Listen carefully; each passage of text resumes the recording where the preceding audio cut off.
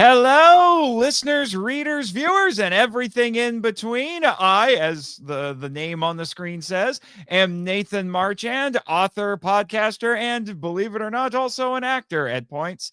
And welcome to episode 50 of this weird little YouTube show that that I used to do more often than I do now, called But I Digress. And, tonight it's kind of a seminal moment. It's technically episode 50 of that show.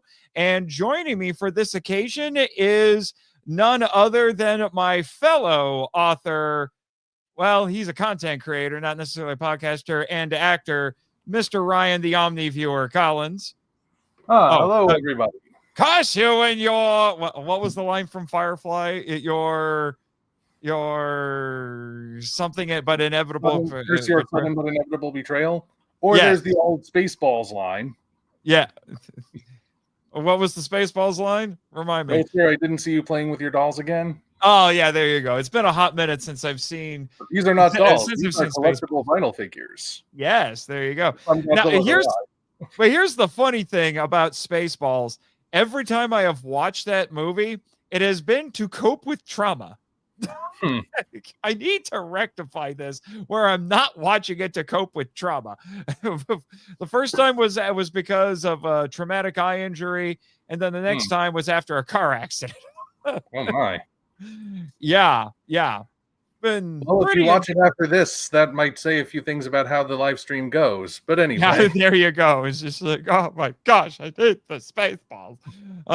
So great having you. This is actually, if we're going off of this little YouTube show that I've done, this is actually the second time in a row I've had you on. But the last time was actually, we sparked a little bit of controversy with that one when we decided to basically do like a 2-hour plus live stream responding to a 20-minute YouTube video about Gamera.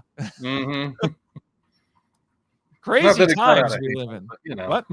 Not that it got out of hand, but Yeah, but I was getting a lot of comments on that one from the original video creator. It was something, to say the least. So hopefully tonight won't be quite as crazy, but something I'm going to put this out there. What I'm hoping to do is, one of my goals for 2025 is to make this one of my most creatively productive years, and trying to use everything I can to continue to build an audience, particularly for things like my books and all of that. And in the day and age in which we live, especially even if you're with a publishing house, writers are using basically every avenue they can to build an audience, and things like YouTube and podcasting and all of that are some of those avenues. So I figured, you know what, I'm going to start using this YouTube channel again. So I kind of got back into it a little bit, doing those short videos for Book Vent during December. And now I'm hoping to do at least a monthly live stream here on the channel to, talk about things related to writing and creativity, or potentially also interviewing some fellow authors and, getting their perspectives on things. So tonight's kind of a bit of both, but I don't know how often these things are just going to be me and how often I'm going to be bringing on a guest to talk about these things. I will admit I like conversational live streams more than solo live streams, but there's too much of a teacher in me to not do a solo live stream. Well, either way, you tend to lose track of time no matter what, right? Yeah. I mean, you've been getting into the live streaming game for a while now, although you were doing it because supposedly, the people were saying that, the best way to, to get attention and, appease the YouTube gods was to either do shorts or live stream. So either super short form or super long form, not the bread and butter things that have made YouTube YouTube, but whatever on that one. Now I'm hearing that the algorithm's changing again. So it's like, whose line is it anyway? The points don't matter anymore. It sure seems that way. Yeah. But such is life at this point. Let me check the chat, see who we have here. So we have, what is it? Enzaru. Huh. Enzaru. Okay, I will admit the screen's kind of small for me. It's a little hard to see there. Enzaru. And then, so hello, Enzaru. And then we also have Antonio Spadalo. What's up, Omni? Spadalo, not Sadalo. Oh, okay. And there's a weird little thing above the S. I don't know if that changes how it's pronounced. Yeah, I'm not sure either. He says, how are you doing today? Well, we've talked a little bit about that. I'm happy that you're starting to read Dragon Ball. Is he one of your patrons? It might be. Or he just saw the video, but all the same. Yeah. Funny enough, I'm going to be on the Cellcast podcast tomorrow to talk about a Dragon Ball movie. So I only know enough about Dragon Ball to be dangerous, and I don't know how much of that is from what I've actually watched or by osmosis through pop culture and memes. So the amount must be at least over 9,000. Over 9,000. Yeah, see, you with the jokes. This is what they pay you for, right? Supposedly. Supposedly. Well, anyway, let's get into tonight's subject here. So this was actually inspired a little bit. This is something, a concept that I've been mulling over my head for a little bit, a question, I guess you could say. And then about a month or so, I think within the last month, I saw a couple of YouTube videos pop up in response to The Critical Drinker, who's a popular YouTuber. And, I watched Critical Drinker. I have pretty good respect for him. I don't agree with everything he says, and sometimes I think he gets a little carried away with his takes. Sometimes I think he makes hot takes because that's what you do on YouTube. But I vaguely remembered this before I saw these videos that were addressing this, but I had forgotten that he was involved with a Kickstarter to make a film.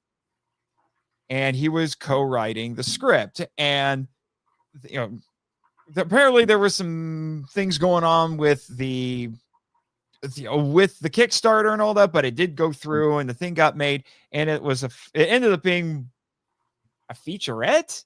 I guess it's only like 45 minutes long. I haven't watched it, and I was going to try to before tonight's stream, but I wasn't able to do so, just to kind of get a little bit more of a point of comparison. I saw the trailer. Yeah. And he's a novelist in his non-YouTube life, and this is based on his novel series. He writes thrillers. And I forget what the name of his character or what the name of the series is. I don't even remember his real name, to be honest, but regardless. It's not his real name? Yeah, what? You mean Critical Drinker is not his real name? Yeah. Oh, yeah. You would have thought. He must have had the weirdest parents. First name Critical, last name Drinker. Mm. I mean, some people joke about how supervillains keep getting, their parents keep giving them names that predestine them to be supervillains. But I'm not sure Critical Drinker would predestine you for much of anything. But regardless, so anyway, I saw these videos pop up. One was from a channel that I think I occasionally watched, and then it would sometimes show up on my feed, and I would just not be interested for the most part. And it was called Pillar of Garbage. What a name, huh? I think he's kind of telegraphing what the tone's going to be. Yeah. And he tore the thing to shreds and basically argued that his argument, he made it political. I'm not necessarily here to make it political tonight, hence why the thumbnail is Anton Ego from Ratatouille, because that's a big theme of that movie. And, which I'll get into that in a second here. But he basically, to summarize his thesis, he argued that the Critical Drinker spouts off all this content, criticizing every movie that comes out, saying that it's garbage, or occasionally finding ones and then praising them and bring up reasons why, and trying to sound like he knows what he's doing, what he's talking about in terms of storytelling and narrative, and what works and what doesn't work and blah, blah, blah. And he argues that it's very politically motivated and all of that. But then the guy actually goes and makes his own movie. And his argument was that it's mediocre at best and full of cliches. Okay. And, he was at least kind enough to show clips, to illustrate the points he was trying to make. All right. Well, then I saw another video from a channel that I think I'm actually subscribed to this one, although I don't watch him all that often. It's called Echo Chamberlain, which I do think is a, kind of a great name there. I don't know if the rim shot worked. I've been trying to figure out, I've been having some audio issues with my funny little podcasting soundboard, but hopefully it came through. Let me know in the chat. But he actually made this video in response to Pillar of Garbage, saying like, no, you're getting it all wrong here, and then proceeded to basically refute everything that this guy was saying. And I won't get into that. Go watch the videos yourselves if you really want to, to dig into that. But what I wanted to do tonight was talk about this idea of, is it possible? And this is where the kind of the Echo Chamberlain video kind of came in, because he argued, now again, he's arguing from a political standpoint that people who identify as liberal, you had this spectrum, looked like a box, and you had like the top where you were like neurotic and creative, and then it's like, lowest common denominator down there. And he argued that people who identify as liberal or leftists are at the very top and very bottom, and conservatives are all in the middle. And he argued that people who are quote unquote conservative are really good at calling out BS to hopefully get the quote unquote actual artist to, to do things. I know, which I thought was a little bit weird, but I want to take it more broadly, because this is something, like I said, that I've pondered at points. And that is, if you're a critic, which means you, metaphorically speaking, know how the sausage is made, does that mean, to use the ratatouille metaphor, can you actually cook? Or is there a separation between the two? And that's where we'll be going from here. Yeah. And, and it's interesting because, both of us, we're creative writers, but we also do things that are basically criticism. We do reviews. I do a podcast. You do a bunch of YouTube videos. So we're doing very similar things in different mediums. And yet we're also creative writers. But so the question becomes, if we're quote unquote chefs, does that mean we know how to criticize? Or again, is it mutually exclusive? So those are my opening statements on the matter. Do you have any? I've got some potential discussion questions we can use, but well, I'll just fill in as we go. Okay, well, I got plenty to say, but waiting for the time to say it. Right.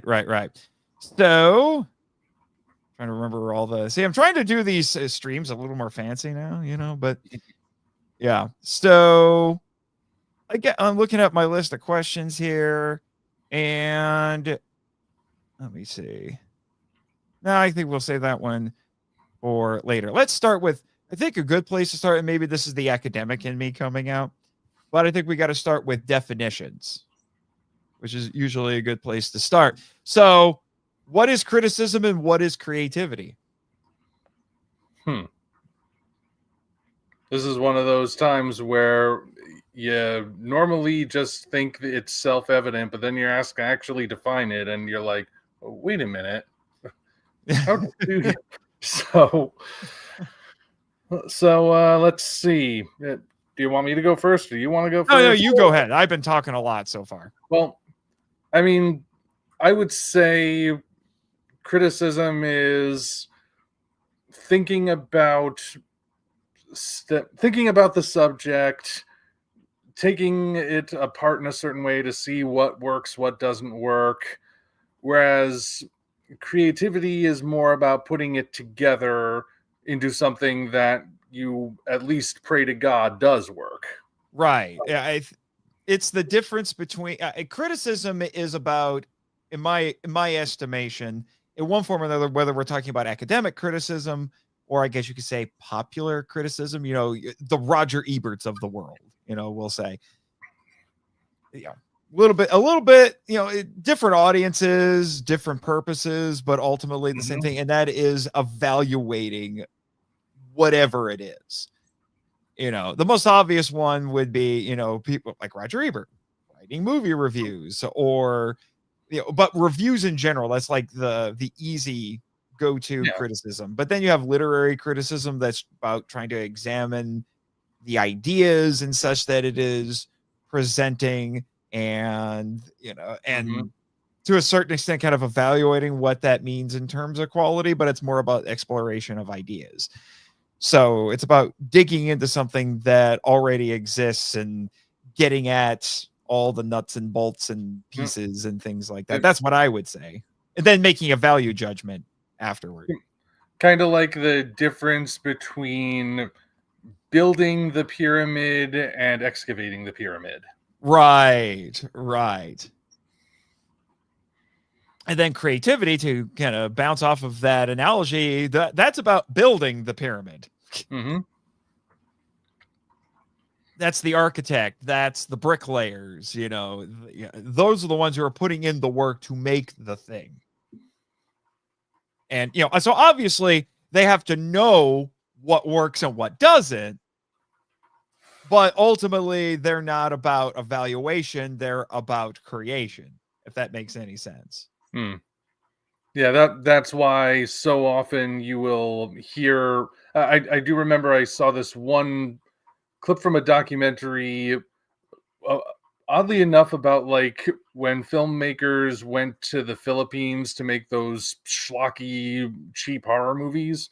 I think it was Leonard Maltin, I believe, who was on there, and he was saying that whenever he sees the directors of these movies being interviewed, he'll hear the person interviewing them say, "So, in that women's prison movie where you have the woman hanging from her hair in the middle of the jungle with tattered clothing, was that a commentary on the state of of feminism in that region at the time?" And the director will sit there and go, "Yes," but in the back of the mind, they're thinking, "What?" Yeah. That's when it starts getting baffling. Yeah. Because sometimes I think they're reaching. Yeah. I mean, it's not that creatives put no thought into their work, obviously. They might very well sometime during the process of putting it all together come across something and realize what they're doing. It might have a certain thematic element to it and go, I should follow this. Whether they realize it themselves or have it pointed out to them by a proofreader or something. But, at the same time, I think for the majority of us, or at least maybe I can only speak personally on this, it's just about trying to make it as enjoyable as possible. Right. Whatever that might be, because creativity can come in multiple forms. Where you and I, the mediums that we play in would be, the written word, videos, audio, things like that. Those are our quote unquote canvases.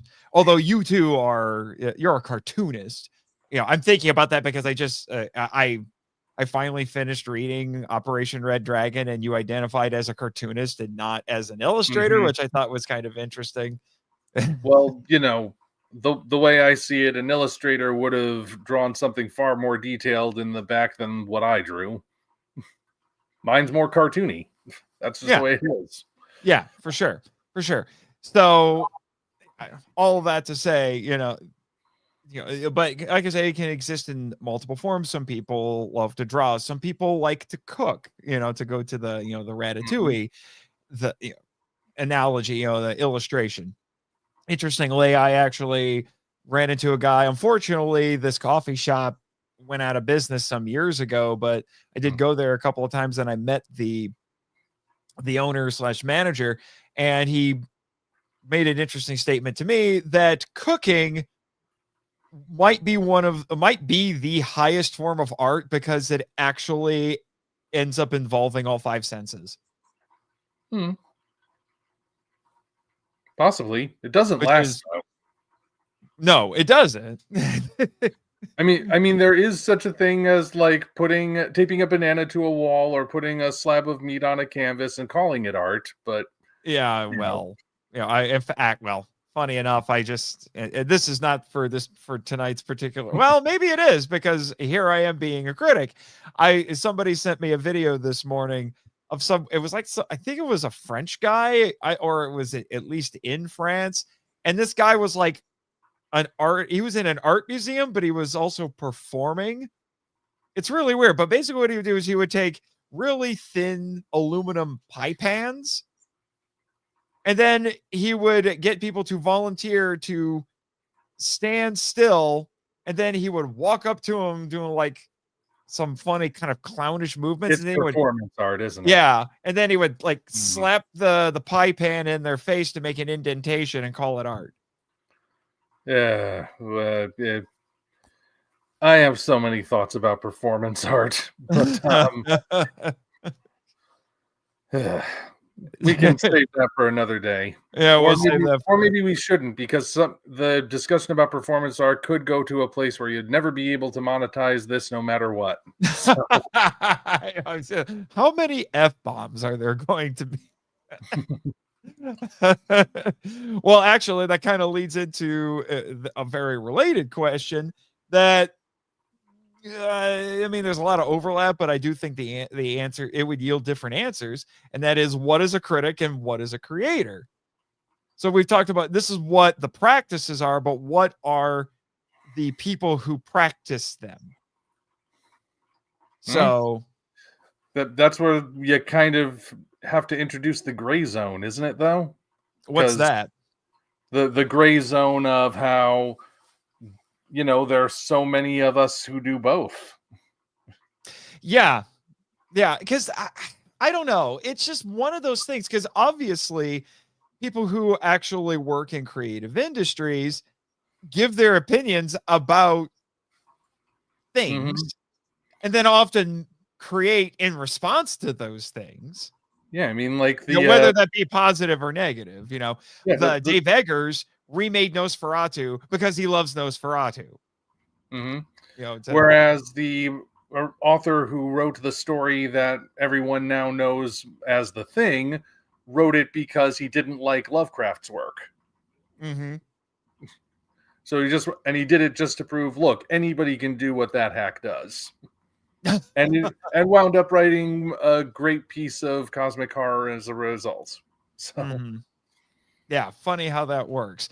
So obviously creators, we talked about, what the creation actually is. It is making the thing, but obviously, like you said, they, creators can be motivated positively or negatively by their own opinions to go and make something. And to be honest, they probably do it more often than they realize. It's probably a lot of it's probably subconscious. It's like I remember hearing Quentin Tarantino say that he makes the movies that he wants to see. That sort of thing. And he wants to see feet. We're all weirdos. But also, you got to think about, like, when internet criticism really took off, they weren't just talking about whatever they were reviewing. Guys like James Rolfe, Doug Walker, Louis Lovehog, and all those guys would do sketches and ongoing stories sometimes. So they were kind of mixing in this idea of creating and criticizing. Yeah, but I think initially that might have been done more as a kind of a gimmick to stand out. Yeah. It's not just simply, well, when the Angry Video Game Nerd, what? Well, but when the Angry Video Game Nerd was technically the first one, who do you have to stand out against? True. I'm not sure in that regard, but James at his heart is a filmmaker. That's the thing. He knows a lot about a lot of things, but at his heart, he's a filmmaker. And I think he kind of stumbled into that. My understanding, he kind of stumbled into that because he started doing YouTube videos in the very, very early days of YouTube. Mm-hmm. I think as a way to kind of stretch his filmmaker muscles, and then kind of fell into this because it was successful. Yeah. And then he actually, went and made an actual movie, but it was a movie based on his online character. And it's considered one of those things that ties into the overarching question of this live stream. Yeah.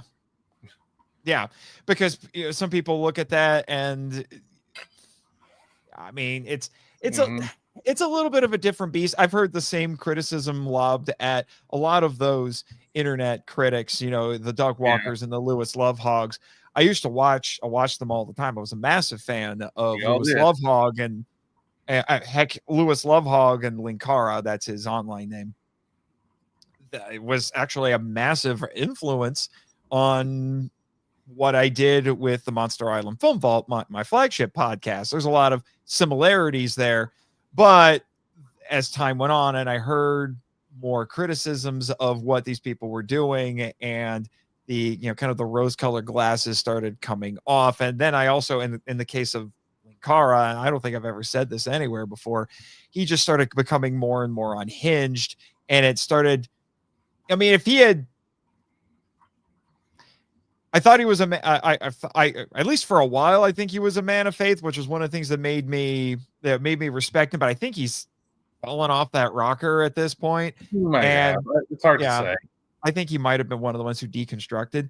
But then, I mean, fine, if he wants to, I'm used to not agreeing with people politically, but it started infesting the work he was doing, and it started becoming more and more obvious. And then when it started getting more and more obvious, I started just losing interest in his videos. And I'm like, I can't do it anymore because it's just not working. And, it just felt more, he was very insistent on certain things from a political standpoint. And then, like I said, I just lost interest. And, like I said, he was kind of losing his mind on social media. And I'm just like, okay, I can't do this. Yeah, if you think that's bad, look at what happened to the Spoonie one. Yeah, Spoonie was bad too. But he never even got his chance to make his movie, even though he got the support. Right. But, so it's a little bit of a tangent, but I do think it's relevant to what we're talking about here, because some could argue that what they're doing is highly derivative. They're doing these quote unquote sketches to do a review show. And some people are like, why are we doing this? Why do we have characters and storytelling? And, when it's just making fun of a movie or a bad comic or whatever it might have had something to do with these guys. Well, yeah, I did that on purpose because for me, I guess kind of, I don't want to get too much into it, but I feel like MST3K, Mystery Science Theater 3000, and I would even argue Riff Tracks is kind of where the two mesh really well. Because it's creativity in the form of comedy, and comedy is hard to do. Trust me, I'm in the middle of trying to do another Riff Track episode for the Film Vault, which is why it's been getting delayed a lot more, because I keep getting it way over my head and involving more people, and the more people you involve, the more potential risks you run. But that's neither here nor there. But it kind of comes together really nicely there. But I feel like it works there because it's a bit more low key by comparison to these massive produced videos and larger than life characters. And in MST3K, they're just cracking jokes, right? Like they're going off of something that everyone already agrees is kind of a ridiculous, how did this ever get made kind of movie, and they're just having fun at its expense. They're doing what any of us would do if we got together with friends on a Friday night. Right. We don't think of anything else to do, so we just turn something on and it's like, well, this is stupid. Let's make fun of it. Well, it's either it's bad, so it's easy to make fun of, or you're doing it because it's endearing, Yeah. because you love it. Like I've watched Star Wars so much that if I throw Star Wars in, I'm cracking jokes at it. Yeah. But it's because I love it. It's Yeah, the I parody riff. comes from a place of love. Yeah. I was gonna say I riff because I love. Mhm. And when it becomes mean spirited, it gets a little hard to swallow. I think, which is Yeah. which is where I think riff tracks goes there a fair amount sometimes, because sometimes I think they're like just spilling actual ire onto the movie, and unless it's something that I actually agree with them on, it can be a little difficult to swallow. Yeah, but even that's still more tolerable than Cinema Sins. I don't even know what the frick Cinema Sins thinks they're doing. I think Yeah. sometimes I think they just want to troll people. And They just want to get attention. But then sometimes it sounds like they're really sincere about what they're saying. So That's the problem. It's hard to tell the difference.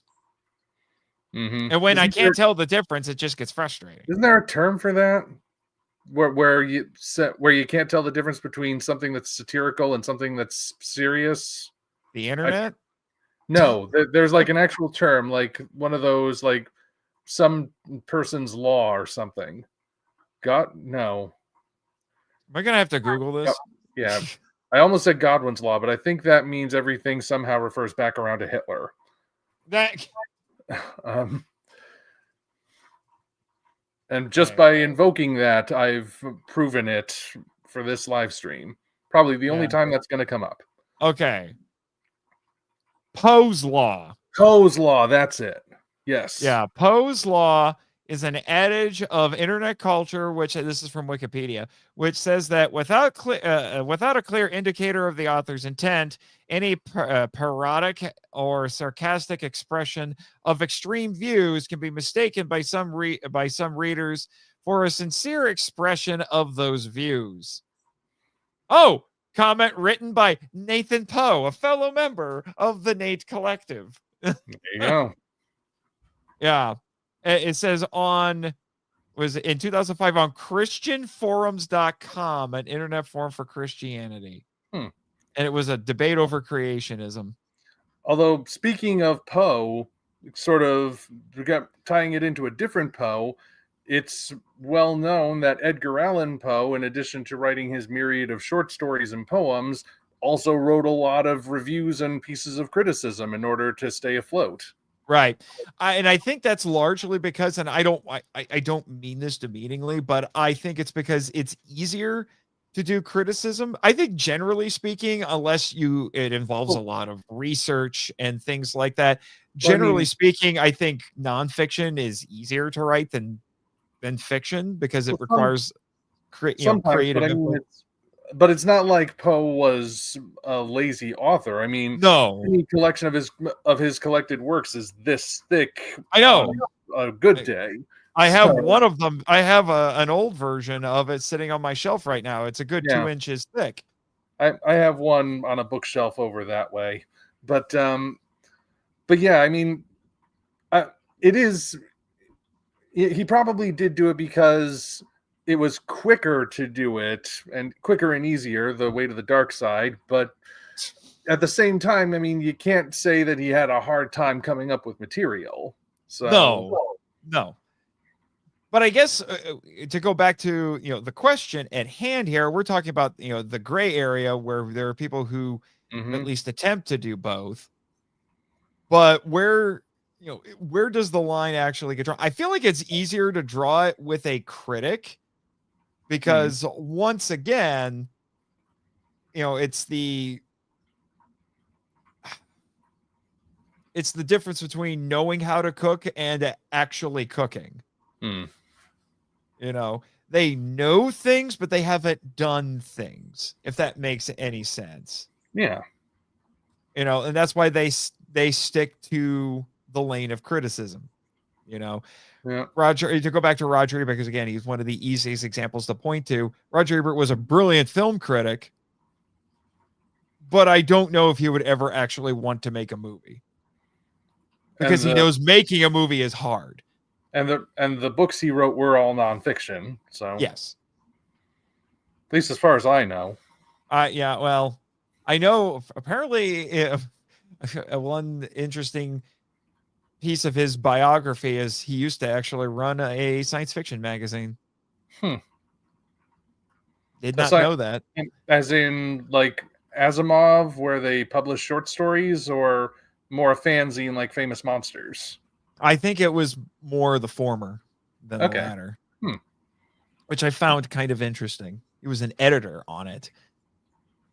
So, again, if we want to do the left brain and right brain thing, which I've heard that's a little bit of a misnomer. Yeah.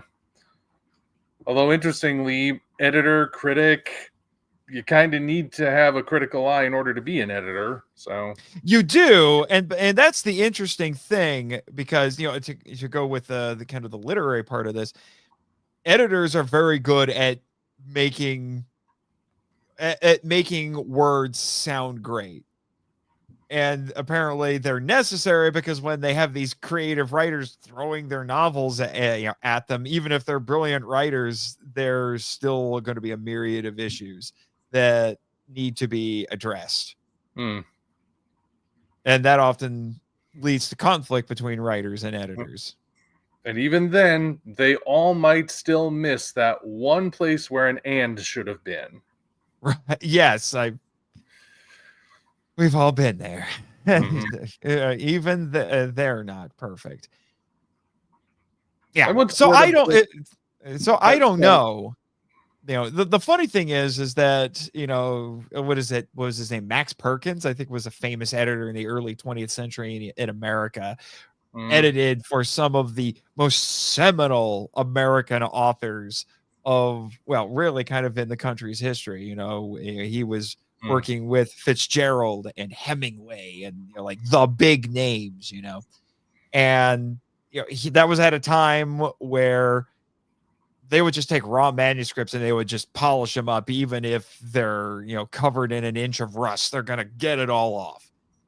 Now they apparently editors can't be bothered. They want as clean a manuscripts as possible, so they don't have to do as much work. But I think it's because they've got a deluge of work they need to deal with, and they just don't have time.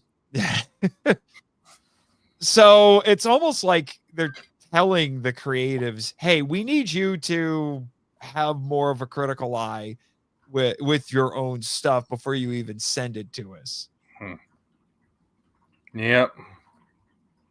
So it's like they're trying to force a little bit more of one on top of the other. If that makes sense. Luckily, these days we have built-in grammar and spelling tools. If you're writing electronically, right. But at the same time, things that aren't necessarily going to get picked up, for not just mechanical things, but that's why we have quote unquote beta readers and things like that. We're sending it off because we want other people to read the thing, because they're going to see things we won't. And maybe that's one of the distinguishing marks of the creator and the critic. The creator is so invested in the thing that they're a bit blind to certain flaws, whereas you give it to someone else who's not invested in it like that, then they're going to be like, oh wait, this character's motivation makes no sense, or something like that. I think every writer has gone through that phase where they hand their work off to be read by someone else, and that person says, well, this part doesn't make any sense, and you go, but you see, what's going on is all of this stuff, and they're like, okay, that still wasn't there, you don't understand my vision, and you eventually grow out of it. But well, hopefully you grow out of it. Maybe sometimes you just have too big of an ego and it stays. But right, and there are some creators like that out there. I think I remember reading something somewhere one time about Robert Heinlein, the science fiction author. I think he was talking with, I want to say, Isaac Asimov. I think it was Isaac Asimov. And Asimov, they were just shop talking one day, and he mentioned, Asimov mentioned something about writing a second draft of a short story, and Heinlein's response was, "You write a second draft?" I'm pretty sure that was just posturing, but still. Well, hey, we all know that the movie of Starship Troopers could have used a second draft. Yeah, you say that, but it's got its fans. It's baffling, but because I got halfway That's through a the whole movie and I other. got halfway through the movie and quit, but I read the book first. So, Hmm. and again, it's Poe's Law. I couldn't tell if it's supposed to be satire or insanely earnest. I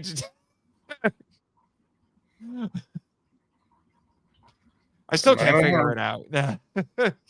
The sequels don't really help much, clear it up much. No, I can't even. I'm shocked that there's. Well, the Well, animated I series guess I apparently am is a in bit them. closer. Yeah, but that's neither here nor there. We could start talking about Roughnecks all night if we wanted to. But so it seems like the creator and the critic to me serve purposes. Hmm. They do. I do think they serve purposes. It's just whether or not can one do the other. Hmm. I Can a creator be a critic? Can a critic be a creator? I think Which is I will which is say, where we're trying to wrestle there. yeah. I will say that, like, I think the popular perception, at least, is that it's more common for creators to dabble in criticism and be good at it than it is for critics to dabble in creativity and be good at it. That's the Yeah. perception, anyway.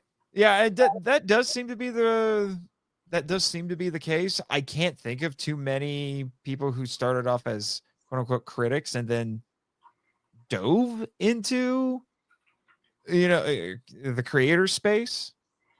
Unless they were the kinds who, like, wrote movie reviews for their high school newspapers and then went to school for film and started making them.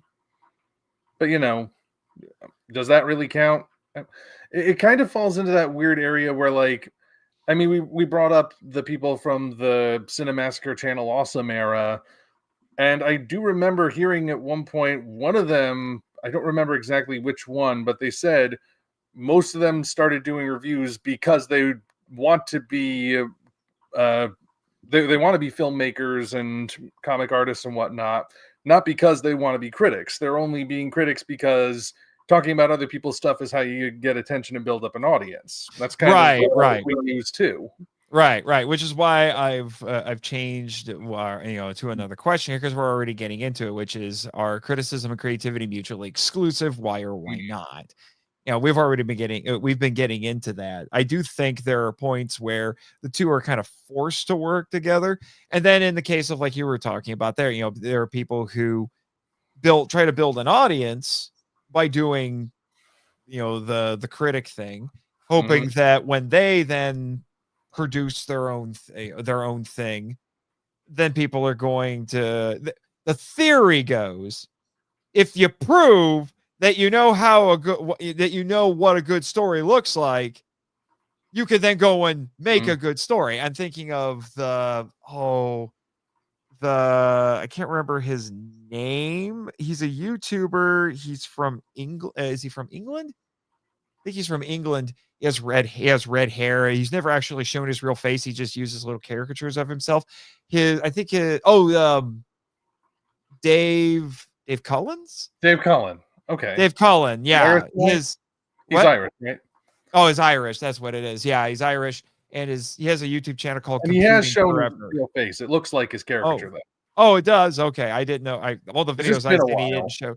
All the videos I saw, he's just doing a voiceover with caricatures and like It's just been a usually while. like idyllic nature backgrounds. It's just been a while since he's been on camera, but he has appeared on camera before. Right. So he's been doing that for years, and now he's just published his first novel. Mm-hmm. Although there's actually another. The reason I didn't latch onto who you were talking about right away is because there's another YouTuber with a red-haired avatar, LS Mark, who just debuted the first episode of what he hopes to be an animated series. Right. So you and do that's have getting mixed reviews. Again. Yeah. So you do have people like that who they spend all their time criticizing, hoping that it will improve the state of whatever it is that they're talking about. And then they finally get to the point where they're like, I should just do it. Mm-hmm. And then they go and do it. Or at least they try. or at least they try. I mean, I don't know. I haven't read Mr. Cullen's book, so I have no idea. It's brand new. I what? It's brand new. I'm not It's sure how many brand people new. have read Yeah, it all the way through yet. right. It Even if is you brand haven't. new. The premise sounds interesting, but I Mhm. also get a little. It went. It's an ambitious concept. It's an ambitious concept, but I also get a little. Maybe it's all those years of dealing with bad Christian art. That when I start hearing things about, like was one of the premise, one of the ideas in this novel is like this post-apocalyptic kind of cyberpunk thing. And it one of the elements is that there's a character.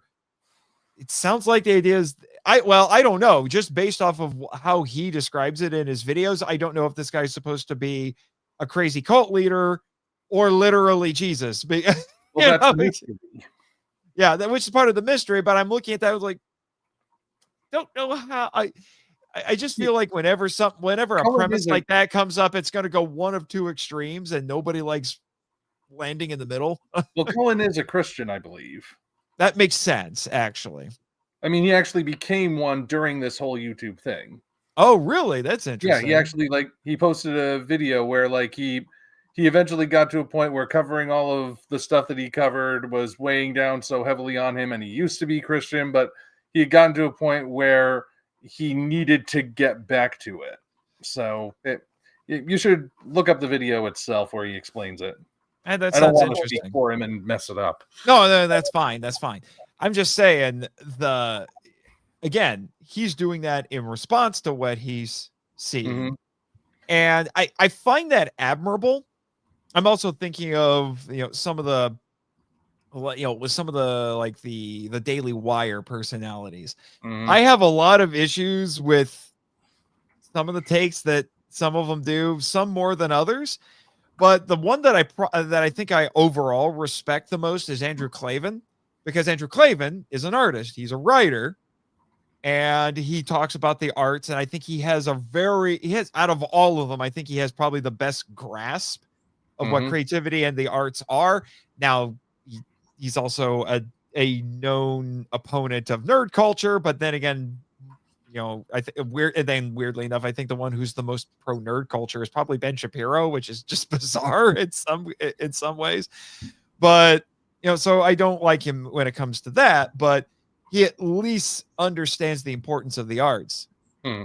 But I've also heard some people say that like his own work isn't even that good. So I just If you want to talk about the two of them being the two concepts of criticism and creativity being related, I had worked on the characters for Occult Mafia for years. Most of the characters I've worked on, I've been developing since I was a teenager.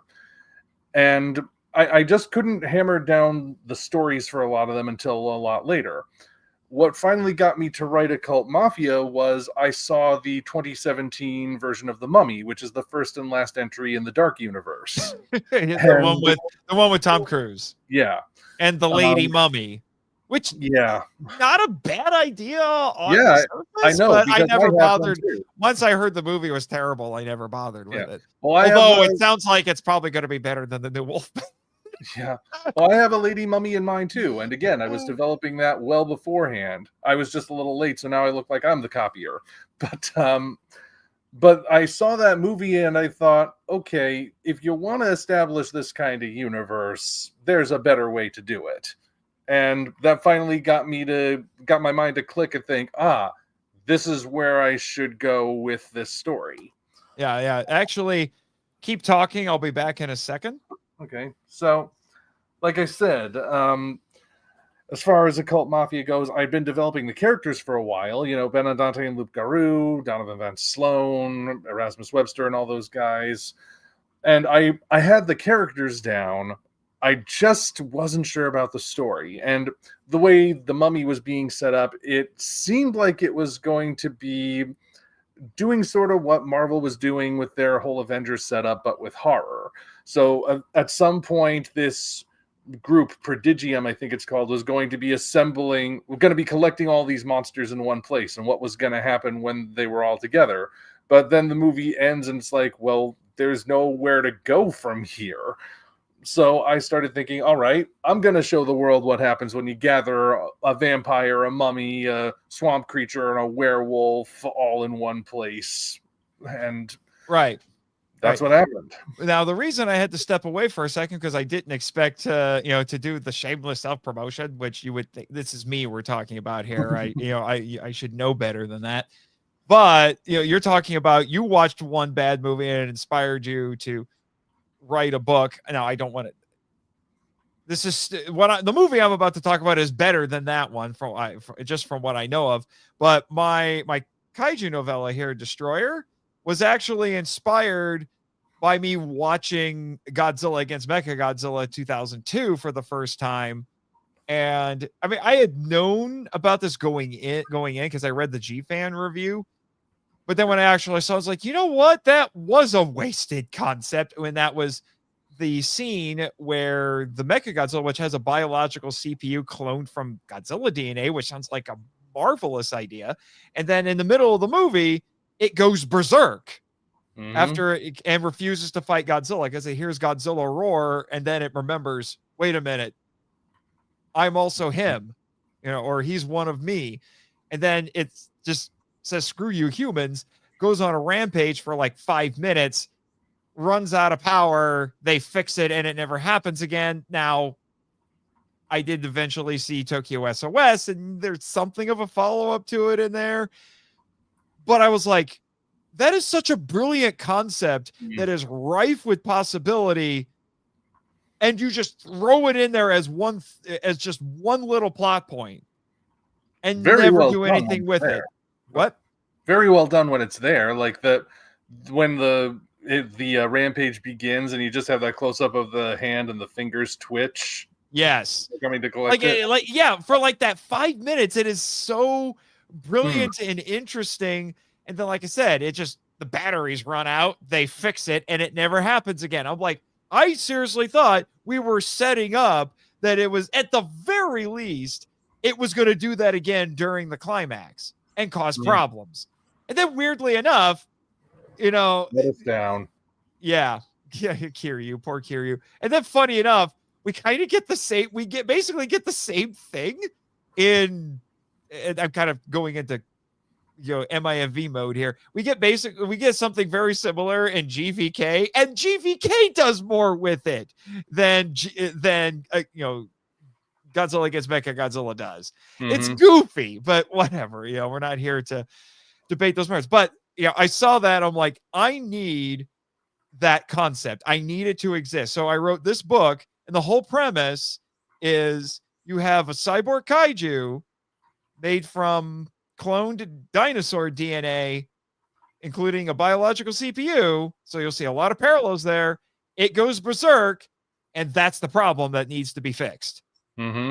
Our characters are stranded because it takes place during a war in the future. So they're stranded in Moscow because Moscow is not a city I typically saw get attacked by kaiju. So I thought, why not? And so they're stranded in Moscow. They made this thing and now they have to unmake it. But how do you fix this?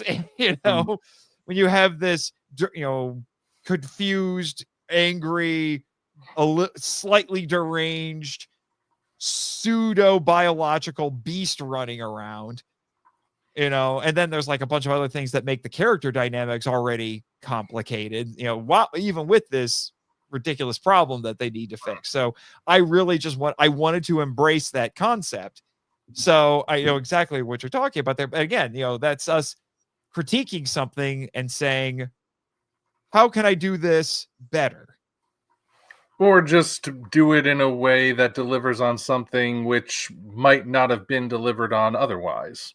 Because, like you said, Godzilla against Mechagodzilla isn't a bad movie. It's just that part of it didn't go as far as it could have gone. Yeah. Now I have my opinions about, the merits of all those Godzilla movies, go. I made I did the dangerous thing and made a tier list for all the movies like everybody else does, but you have to join my Patreon for the Film Vault to actually see it. But I spent like an hour and a half, 2 hours doing all of them. So I did bring that up, but regardless, I was also just sitting here thinking that, we're talking, it sounds like criticism is necessary to improve the art in some form or another. Either it's part of the creative process, whether you're sending your work to an editor or to beta readers and they offer you feedback and then you make changes accordingly, or after something comes out and you hear what the audience or you hear what the critics say, and then you take that into consideration as you move forward. Yeah. As long as it's constructive. If all they just say is you suck and your work sucks, you can't really work with that. Yeah, which is I think one of the problems with criticism is that people have a very simplified view of what it is, because they just jump to the evaluation part as opposed to actually getting into the nuts and bolts of it. Okay, why doesn't this work? Yeah. Although even critics can sometimes miss the mark. Like, there was the Nostalgia Critic's infamous review of Pink Floyd's The Wall. Which I didn't see, but I heard it was just like he completely missed the point. Yeah, there was so much, and oddly enough, he described the whole thing as a loving tribute to the album and the movie, which is extra strange. But then you have recently Grace Randolph talked about Sonic the Hedgehog 3 and thought that Shadow and the little girl were creepy. Yeah, I heard about that. Adult. She didn't know he was just only supposed to be a couple of years older than the girl. Right. So. Right. I think some people, this is the problem when you're a quote unquote professional critic.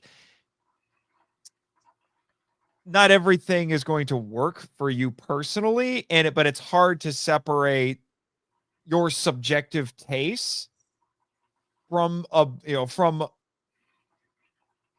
objective parameters for what makes something good, if that makes any sense.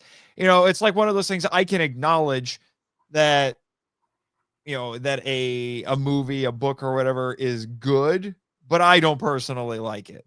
I just had this conversation with a friend last night. I was looking up what's coming up for Fathom events, because Fathom events more often than not are what are going to get me out into the theater nowadays. But one of the things that they have coming up is they're doing a 40th anniversary. I think it's a 40th. No, I don't think it's the 40th anniversary screening, but it's close. But they're doing a special screening of Hellraiser, the original Hellraiser. Okay. I've watched Hellraiser with said friend before because, it's one of those quote unquote iconic horror movies. And when it was all said and done, I'm like, I see why people like it. I would definitely say, yes, I see how this is good. It's imaginative. It's a cautionary tale about, people dabbling in things that they should be dabbling in, blah, blah, blah. But it wasn't really my thing, because my friend was like, oh, you want to come see Hellraiser with me? Because I'm definitely going to go see it. I was like, you have fun. I don't need to see it again. Yeah. But on the other hand, you get me on the subject of Alien, I'm not going to shut up, because I love, that's one of my favorite horror movies. I'll talk about that for hours. But so it's just one of those things. I would definitely be warmer, to Alien than I would Hellraiser, just because I find one more appealing over the other. It's like when I did that Godzilla tier list, I said that I'm including what I think is objective merit, but also my own personal enjoyment. If I made the list based purely on one or the other, those lists are going to look different. But I'm trying to factor in both. So, to kind of give an example, I know you'll understand. I don't know if everybody watching or listening is necessarily going to get it. But when I got to Godzilla versus Megalon, I actually ranked Godzilla versus Megalon relatively high, even though I said, objectively speaking, it's arguably the worst Godzilla movie ever made. But it's so entertaining, it makes up for a lot of those shortcomings, because the dang movie is bonkers. So I ended up I think I put it in because I did S, A, B, C, D, and F. And I think I put it in B, if I was going off of it purely on merit, it would probably be in D. But it's like, but the entertainment value was so high. Despite that, I put it up in B. Just to kind of, but I'm factoring in a lot of personal enjoyment there. Yeah, or an example I can give from a recent thing, with so many cartoon characters entering the public domain, you're getting a lot of cartoon character slasher movies, and they all look exactly the same. And in a recent video, I spoke about trying to say, we can do better than this. I even said, I'm not the biggest fan of slasher movies, but based on what I know about them, slasher movies, certainly when they were new, had more variety to them than just stick a recognizable killer character in a generic setting, having him going after generic bags of meat to be cut up. You put Texas Chainsaw Massacre, Friday the 13th, Nightmare on Elm Street, and Halloween all together. They're going to be very different, even though they're in the same genre. I recognize that. I don't necessarily like that genre, but I can still recognize that there was a craft to it, as opposed to what modern examples are doing, which is, oh, we've got a beloved cartoon character now, let's cover him in blood. Yeah, so, it's very gimmicky. Yeah. It's very gimmicky. Like, this was my criticism of that. I came up, I don't know if I should say it publicly because someone might steal it. I don't know, but I don't know how much I'm going to care about doing this. Everyone's going to do it. Yeah, maybe, but I don't know how much I'm going to care, because I'm not one of those people who's so in love with this idea he has to make it. But last year we had like 2 horror movies about quote unquote Steamboat Willie, basically Mickey Mouse. And we've got another one coming. So, but they're just slasher things. It's just someone putting on a Mickey mask and murdering people, stabby stab. I mean, really, that's the best you could do? I mean, one of them was had at least a mildly interesting setting, because I think it was in like a Chuck E. Cheese looking place. But then that just asked for comparisons to Five Nights at Freddy's. So, it's even that setting's not all that interesting. And here's what I said: is like, fine. If you insist on making a horror movie based on the now public domain Steamboat Willie, lean into the actual elements of the Steamboat Willie story. Specifically, he's a boat captain. Here's a crazy idea. Make him Charon from Greek mythology. He's the ferryman. He's taking people to the underworld. But maybe he maybe he's like part Charon, part Grim Reaper. Like, he actually goes off and he finds people and he kills them and drags their souls to his boat. And now he has like this collection of people who are on the boat and they're trying to escape the boat so they don't go to hell. That's much more interesting of a premise right there. Or like, if you're going to put Popeye in horror, like I said in my video, have him fight the creatures of the Cthulhu mythos. He's a sailor man. The Cthulhu creatures come out of the water. He's the only one who's strong enough to actually punch a deep one in the face and have it stay down. Yeah, there are ways that, heck, what you're describing, like, you give that to somebody like Sam Raimi and have him go like go full tilt Evil Dead with it. Like, I would watch that, Yuck.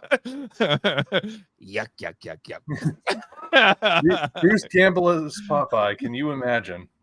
Oh my gosh. Oh, that would I would watch it. He has the chin for it, so he's definitely he's got the chin. But yeah, so like I said, I think it's necessary. I understand why criticism is necessary for creativity, and I guess criticism needs creativity to exist so that they have a job. They have something to criticize.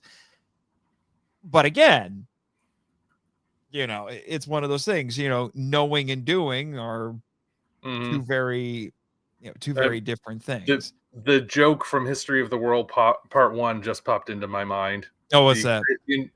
In the Stone Age segment, there's the invention of art, the guy painting on the cave wall, and then Orson Welles' narration says, but of course with the invention of art came the invention of the art critic, and this one caveman looks at it, lifts up his bare skin, and just urinates on it.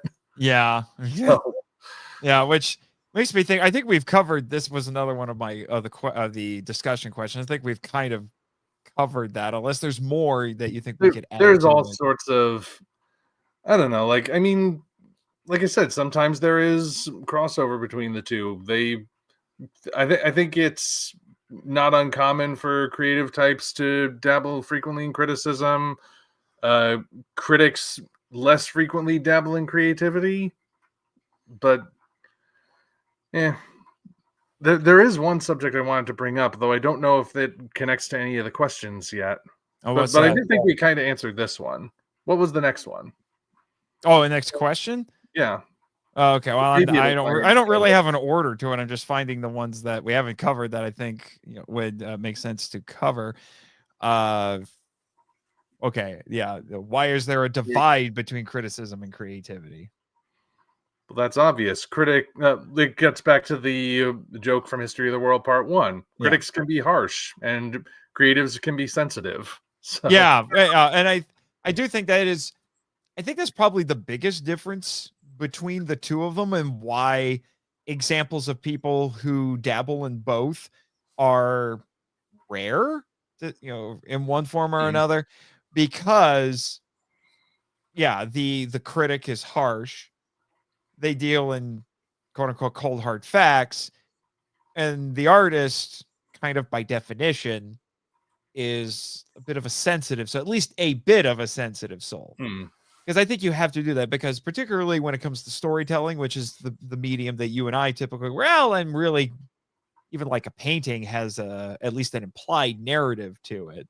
mm, So it's not just storytelling is not just limited to words necessarily, but in order to make art work, it has to appeal to the emotions in some form or another, and that usually requires the creator, him or herself, whatever, to be a sensitive soul in some form or another, mm-hmm, which unfortunately, makes them sensitive to criticism, because they've invested so much of themselves in mm-hmm. something that to hear people be unkind to it, so to speak,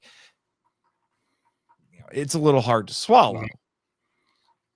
Yeah, and I mean, we've all felt the nerves of putting something out there and wondering what people are going to think of it. I went so unusual with the things I did in Crisis on Ulalu, my latest book. I really didn't know how people were going to respond to some of the things in here. Not that it crosses any sort of lines or anything, but you know, you're dealing with aliens. Aliens are going to be very different from humans. How is it going to be so different that people don't get it? Based on the reviews it's gotten so far, it seems like people do get it. So that's like, whew, okay. Mhm. So far, I've stuck the landing. But Right. so that's the creative perspective. You're bearing your soul, and you hope that doesn't mean you've got a target drawn on you.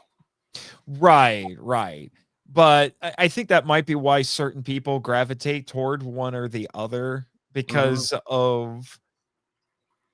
because of their own individual makeups, what Yeah. their interests are. I don't think very many critics would jump at the, jump at the opportunity to actually try to make something, because they're like, I think they know that they just don't have the skill set for it. Yeah, and maybe that could lead to why some critics are harsh. I mean, you know, no offense to you being a teacher, but I'm sure you've heard the expression "those who can do, those who can't teach." Yeah, I've heard. Yeah, Um, yeah, that's something I've thought about. I've thought about a lot, even because they're, obviously when you're in the creative sphere, you have to be educated in some form, and you need a teacher. yeah, And people. That's why, like, although they're, the most of the people who were part of this podcast are falling out of favor now. They've been getting embroiled in some controversies particularly the last year. But the Writing Excuses podcast, which was like one of the most popular podcasts on writing, creative writing specifically, out there, hosted by the likes of the Brandon Sanderson was the most prominent one. And then I can't remember Mary something. I can't remember her full name, unfortunately. Well, there were some big names in there. Yeah, there were some big names in there. There was one guy who did comic books. I wish I could remember his name. He did I can't remember the name of his comic. He did an action comedy comic book that was sci-fi. And so, they had I even took a seminar at a convention with the guy who did the comic books, which was interesting. It was about writing comedy, interestingly. And so, they're going on there and they're teaching people how to do this thing because they've done it. Mm-hmm. It's one of those things. If you're a craftsman, you pass on your knowledge. That's how it works. That's why for centuries you had children who would get into the trade of their parents because their parents would, particularly the fathers, would train them to do it, and then they would continue. Although but I bring it up because one of the popular images of the stereotypical critic, if you will, is as someone who has the knowledge but can't do it, and maybe they tried and failed. So now they're critics not because they're trying to impart knowledge or anything, but because they're just bitter they didn't make it. Yeah, and I think that's people you could say maybe that's the case. Yeah, and I think that's where a lot of the divide is. That's where a lot of the even animosity is, as well. I mean, Enzuru kind of puts it here. It's like it's way easier to criticize someone's work than it is to create a work of your own. Yeah, that's exactly what we're talking about. So, so it is easier in a lot of ways. But yeah, I do think some people who, they try it, they fail, and then they, it's a stereotypical image. So they just make everybody else miserable because they couldn't do it. Mm-hmm. That's the Anton Ego thing, right? From Ratatouille. Mm-hmm. He's this bitter food critic, because of his own issues that he's dealing with. Admittedly, it's been a hot minute since I've seen Ratatouille, but but that's what ends up getting revealed later is like, I'm like this because I think it's basically because he has the movie ends with him basically doing a monologue it's supposed to be him writing his review after he finds out that the best food he's ever had was made by a rat.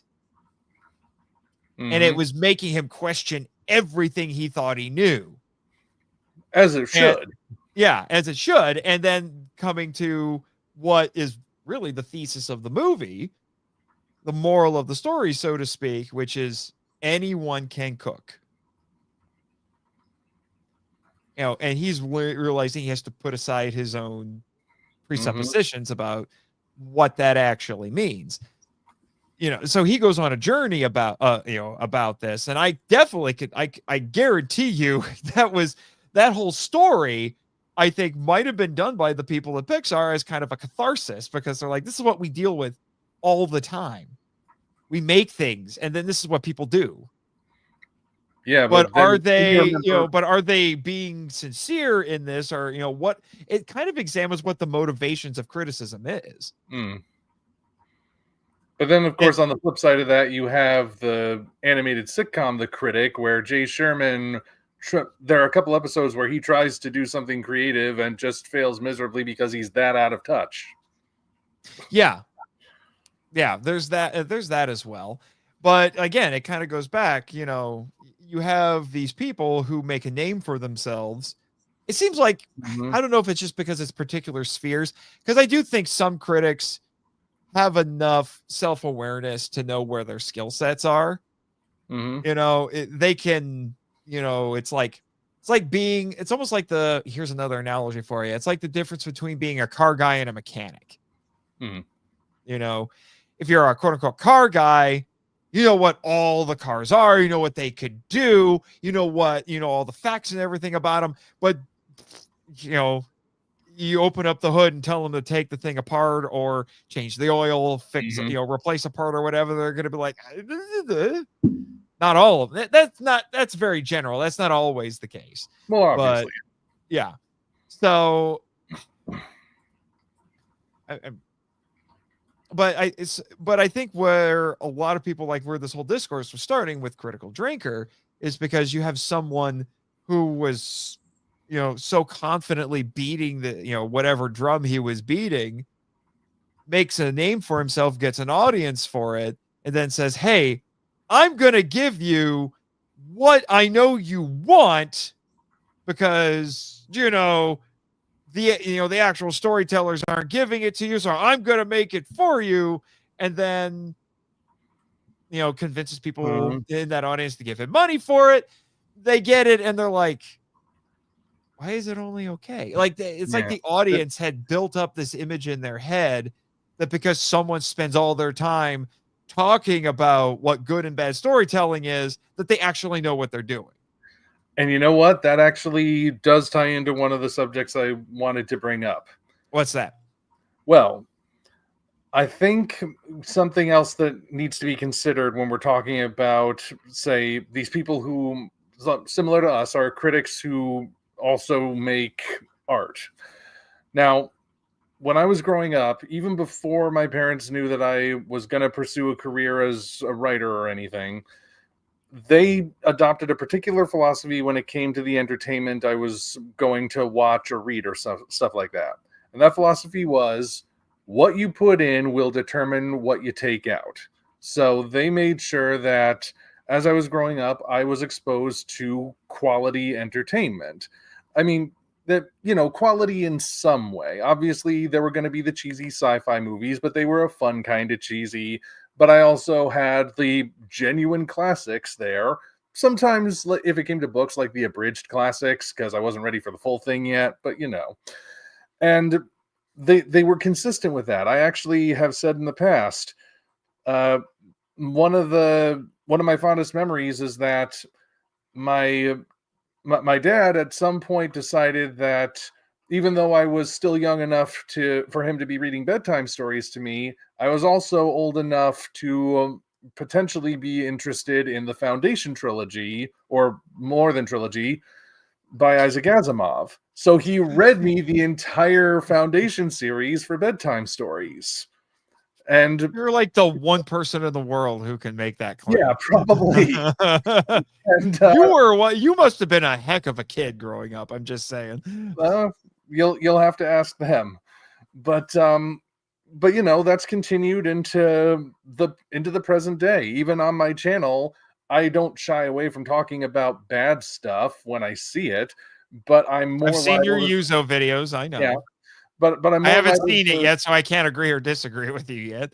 But at the same time, I'm more liable to talk about good stuff, why I think things work, and talk more about the classic things that I enjoy than the modern things I don't enjoy, things like that. And, all of that congeals over the years. And so when I'm finally sitting down to write my own stuff, I'm taking the influence of all of that good stuff that was placed into me, and it's coming out through my fingers into the keyboard and onto the page. And my mother actually also adopted that philosophy when she worked in a school library. She would form relationships with some of the kids as they're growing up and going through all the different grades. And if they're looking for something to read, she might say, you're a smart girl. You could read the Twilight books because they're brand new and really big right now, but you might like some Jane Austen. So she points them towards Jane Austen, and they read it and they go, wow, you were right. That was amazing. Is there anything else this Jane Austen person wrote? So, let me guess. She gives them Pride and Prejudice first, or something like that. Or Jane Austen only wrote, I think, like 5 books her entire life. Yeah, whatever was available in the library at the time, because different things might be taken out. But so there's that. The positive stuff comes in. Pride and Prejudice and zombies. What? Well, yeah, that's a whole other thing. Yeah. But now let's look at the people who have made their careers on YouTube being critics and then tried getting into the arts. What does the angry video game nerd do? He reviews bad video games. What does the nostalgia critic do? He watches bad movies. What does Linkara do? He reviews bad comics. What does the critical drinker do? He talks about the downfall of modern entertainment. They're taking in a bunch of negative stuff. Even if they have a foundation built on positive stuff, that foundation's getting buried under all the negative. So when it's finally time for them to turn around and do something creative of their own, what do you expect? The negative stuff has been piled on top of them. Negativity is probably going to come out. It has an impact. Mm-hmm.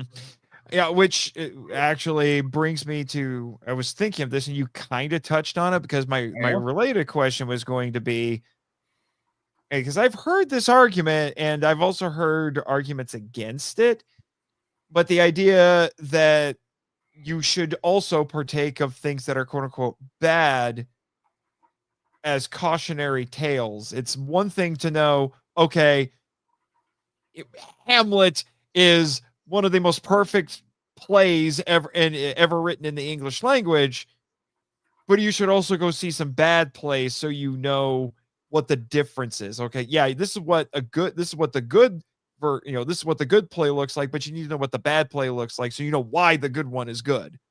Hmm. I mean, there is merit to the idea. A negative example is still an example. And, you should know what not to do in addition to what you should do.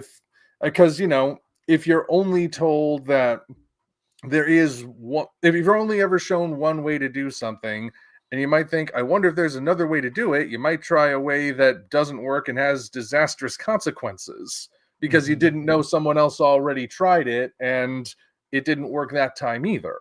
Mhm. That said, though, like as I pointed out with the little ramble I just did, if all you're doing is you're taking in the negative examples and you're building up a foundation of what not to do, then you're also going to potentially lose perspective on what you should do. Yeah, it's the idea of, if all you do is, I am the king of analogies tonight. If all you do is eat junk food, then if you ever try to, if you ever try to cook something, you're probably just going to make junk. Hmm. If all you eat is cookies, then that might be the only thing you know how to make Yeah. is cookies.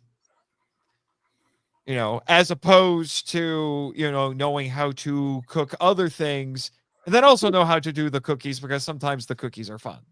Hmm. Or you might try making something else.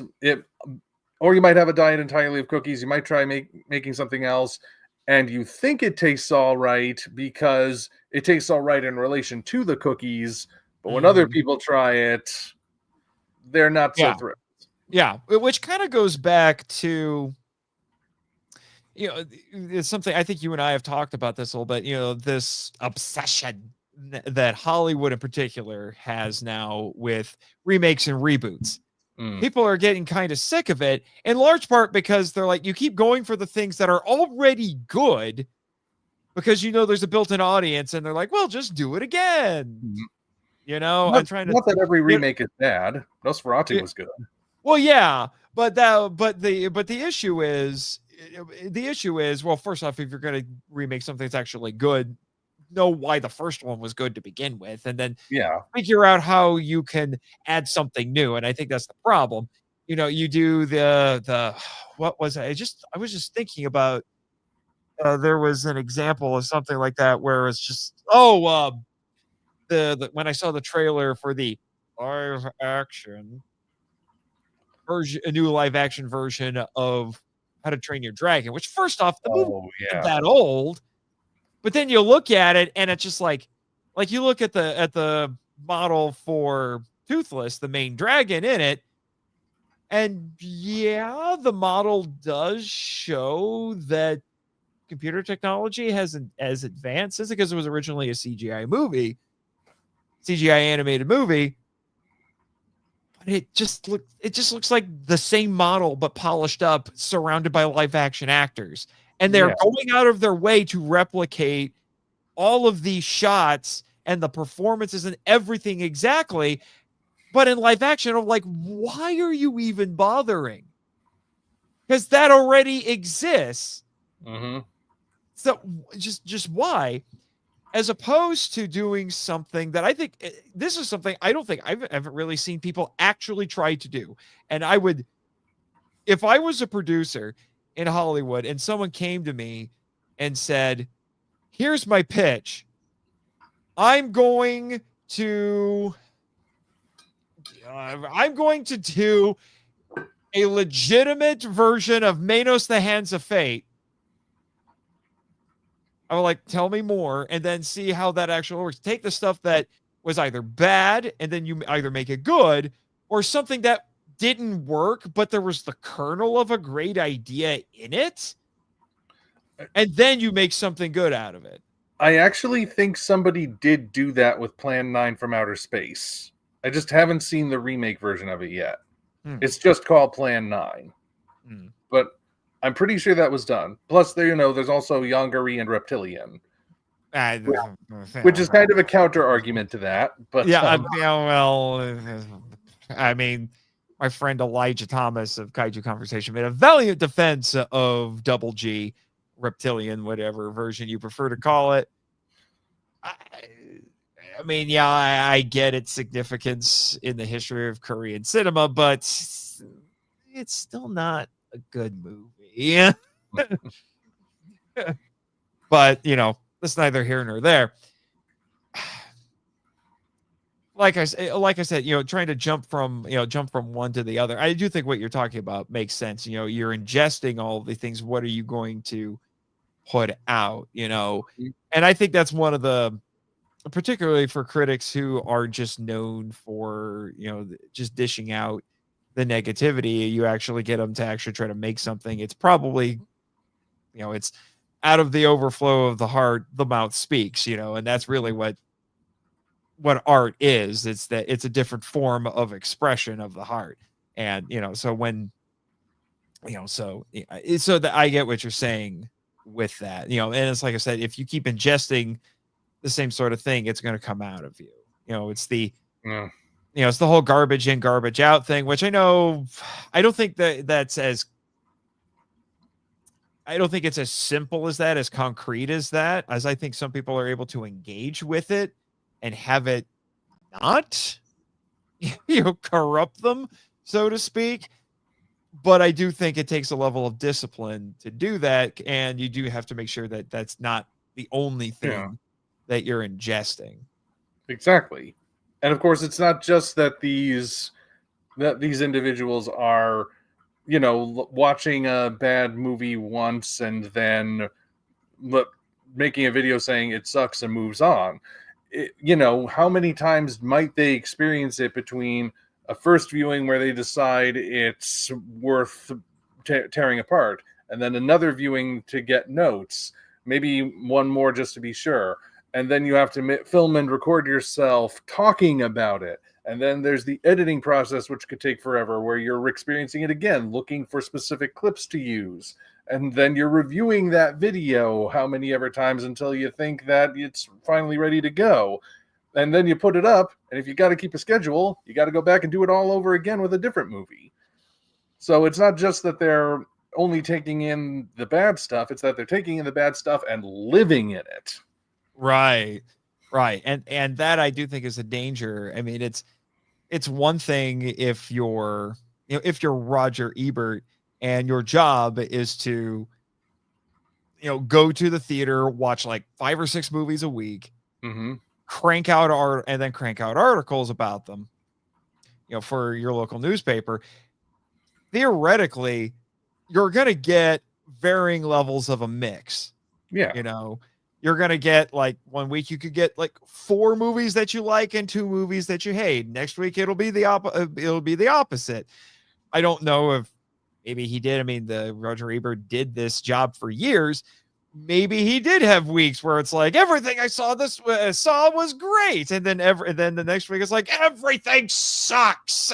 Well, I do know that Siskel liked Carnosaur, so sometimes he also liked Gamma Guardian of the Universe, but for some of the wrong reasons, I think. I think it was Ebert who liked Gamma. Oh, Ebert, Ebert. Yeah, okay, that's right. Cisco liked Carnosaur, but Ebert liked Gamma Guardian of the Universe, but I think Ebert liked Guardian of the Universe for the wrong reasons. It's so Yeah. bizarre. But anyway. Yeah, but all So of you that, get a but mix. yeah, so you might end up getting a mix as opposed to people like these Channel Awesome personalities where their entire shtick was finding bad stuff and making fun of it. Mm-hmm.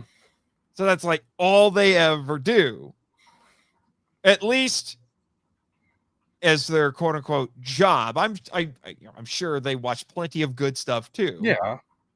But that they're not doing it as the job. The job is to watch and make fun of the bad stuff. Mm-hmm. Which is why I have such respect for Joel Hodgson and the guys that work on MSD3K, because it seems like they're, first off, they kind of screen what they really dive into. They don't just do anything. Yeah. And they try to be good natured about it. They're not getting the stuff that is so offensively bad that, they're going to be angry just watching the dang thing. Yeah. They find the stuff that is still enjoyable. So there's still a joy in their criticism because it's good natured. And sometimes they may even kind of, learn to develop an ironic appreciation of these things. One of the things I love about what MST3K does, and I know this is actually a topic that you suggested doing for a later live stream, which is, your assertion was, it's like, why are old bad movies more fun than new bad movies? And I think what it really boils down to, and not to get too much into that discussion, but it's sincerity. MSD3K looks for stuff that comes out bad, but it wasn't intended to be bad. Yeah. It was made by people who were passionate, but they lacked the time, talent, resources, usually all of the above, to make the thing. Why do I love, kind of ironically, but also kind of unironically, why do I love Godzilla versus Megalon? It's a terrible movie. The plot is slipshod. It makes no sense. The characters are at points barely one-dimensional. The special effects are suspect. It's full of stock footage. Jet Jaguar is a walking plot device. To the point where on the Monster Island Foam Vault, I joke he's powered by plot convenience. But why do I love it? Because it's endlessly entertaining in all of that. It was clearly made by people who liked what they were doing, even though Jun Fukuda will tell you he doesn't. But the director and technically screenwriter, But if it was made by people who are like, oh, I hate this so much. Oh, I gotta make a stupid robot punch the bug in the face, and if it was made by people who are so self-aware that they don't care or they hate what they're doing, that's going to come through, and nobody really wants to see that. It's kind of the postmodern thing. Postmodernism ruined B movies. There you go. If you remember nothing from this live stream, remember that. Postmodernism ruined B movies because people are just so aware when they make B movies now that self-awareness ruins everything. You can't just be earnest in your badness. And you can't be earnest. Plan 9 from Outer Space is enjoyable despite being considered one of the worst movies ever because Ed Wood was not aware that he was making a bad movie. Although that actually, I can kind of jump off on that into something else that's occurred to me in regards to all of this. You also sometimes, I don't see this brought up too often, but sometimes certain critics will let something slip about what they do like that you hear it and you go, that explains a lot. So 2 examples come to mind for me. First of all, we have Doug Walker again. The nostalgia critic, of course, comes up a lot in these discussions. I remember a few years ago, well, it was actually a while ago, like before the change the channel controversies, before he branched off to do demo reel, things like that. Oh, that was a long time ago. Yeah, it was before this, I'm pretty sure. He made a series of videos just speaking as himself, not in character or anything, about his favorite movie characters. And each one got their own individual video. One of them was Ed Wood from the Tim Burton biopic, played by Johnny Depp. And the reason he gave for it was because, yes, Ed Wood's a real person, but he's going off of what the movie shows. And Ed Wood in the movie, if you've seen it, he's just so happy-go-lucky. He doesn't care that nobody else seems to like what he's doing because he's getting to make movies with his friends and live his dream of being a filmmaker. Doesn't care about the results as long as he gets to do what he actually does. And if you watch interviews with Doug, the art for art's sake. yeah. And if you watch interviews with Doug, that his name was mud for a while with the whole change the channel thing, but then he did that one interview where he was asked, what do you think of all the criticism that gets hurled at you? And he was just like, you know what? I make my living ripping into other people's stuff. How big a hypocrite would I be if I got mad at it? And, some of it's really funny, so it doesn't bother me. And he comes across like he's kind of like Ed Wood. He's just doing what he wants to do on his own terms, and it doesn't always work, but he's still able to do it. Yeah. So there's one example I can name. Yeah, it's as the kids like to say, he's such a Sigma. Yeah. The other example that comes to mind, even though a lot of the examples of so-called Sigmas are sociopaths, but whatever. Well, the other example that comes to mind is Bob Chipman, Movie Bob. Now he's written nonfiction, although he also did do those things where he was doing reviews, but they also had sketches in them and everything, at least for a little time. And every once in a while during his series, The Big Picture, he would use stills from The Critic of the title character, Jay Sherman, making a certain expression to match what he was saying. And he did that a lot until eventually he did an episode all about The Critic. And you eventually, after you watch that and you see the juxtaposition, you realize he actually does think that he relates to Jay Sherman. And the only way he could possibly do that is if he didn't get the joke, which is that Jay Sherman is a pretentious, pathetic loser. Mm-hmm. And, like I said, Movie Bob's written nonfiction, but the nonfiction books he's written are infamous. So, and again, if you watch The Critic, anytime Jay Sherman tries to do something in a more creative way that doesn't involve criticism, he fails miserably. Mm-hmm. So I don't know if you can think of any examples, but those two popped into my mind, and I think it explains at least some things about those two. Well, what I'm thinking of is, and this is one of the things that people like the Critical Drinker will bring up, and I think this is why it's easy for people of particular mindsets to fall into basically fall into the same trap that they attack others for, which makes them look like hypocrites. And that is in trying to combine the two, unless it's something like a Doug Walker where the criticism is part of the joke, but it's still possible for the joke to kind of either exist in tandem with it or exist outside of it. If that makes sense. Yeah. But when you start trying to make quote unquote art as part of criticism, you start veering dangerously close to propaganda, and people don't go for that unless they are so mired in whatever idea is being presented that they accept it and they call it quote unquote good. Hence why I have, as I got older, I started having more and more, what's the way? I don't want to say repulse. That's too strong of a word. I started being less and less impressed with so-called Christian art because I realized that there wasn't a lot of actual artistic merit to it. The only reason people were saying it was quote unquote good is because it was saying all the right religious things. Yeah. And I really lost interest in it because it really, it wasn't willing to exist in the tension, because in order to make art, you have to exist in tension.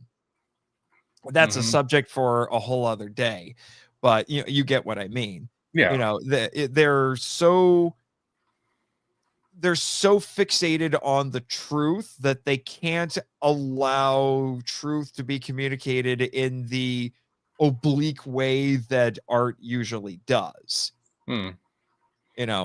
So I think that's one of the issues. So when you say, if someone decides, which I think is why, going back to the Daily Wire, why a lot of people have issues with the Daily Wire, they make a movie. I haven't seen it. I've heard it's okay, even though I will admit the premise, divorced from politics, actually sounds potentially funny. When they made a movie called Lady Ballers. That one, yeah. Yeah. Which on the surface, you're like, oh, I guess it feels like a bit of a throwback to like 90s comedies in particular, where the joke is a bunch of loser guys who can't compete with other guys pretend to be women so they can get an unfair advantage against women. And then shenanigans ensue. Because on paper, it's like, that actually sounds kind of funny. But it sounds like it's the politics of the creators is so at the forefront, intentionally or unintentionally. Oh, probably not everybody finds it all that funny unless they're already fans of the Daily Wire or they're already of that particular political persuasion. So when you make something in response to something else, and it's transparently obvious that's why you're doing it, if people start looking at it as like, yeah, this is just veiled criticism, it's not working.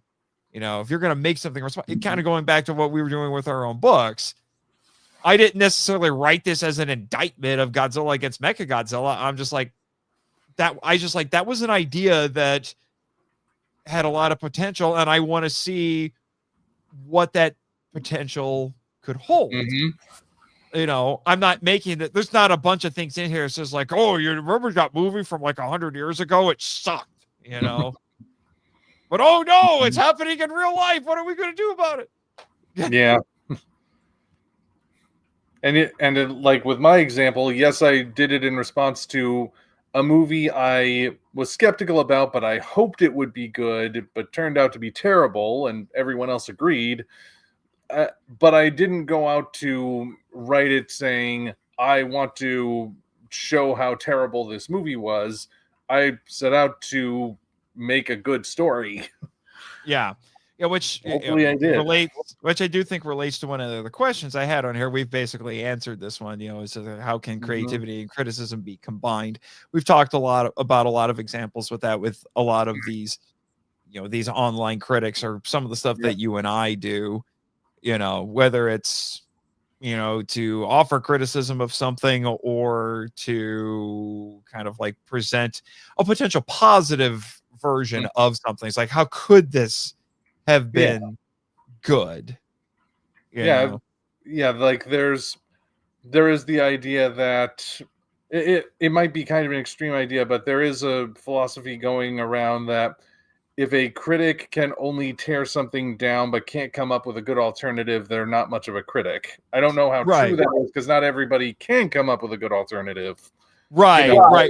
But there's also an opposite problem as well. There are shills in the world who are just going to praise something, all over the place, and then people go see it and they're like, huh? That was the first example of that, even though that's a whole to do. I think it's more nuanced than people think. It would be Star Wars: The Last Jedi, where the critics are like, oh, we love this, it's one of the best Star Wars movies ever, and then people go and see it and they're like, you're full of crap, and then they start all arguing with each other, and then it lights the match and the fuse eventually gets to the powder keg and destroys the entire fandom. But because that's really what ended up happening. But a more recent example, something that I know is something that I know you're interested in. I'm expecting you'll be doing a video about this, and I'll be very curious to hear your take on it.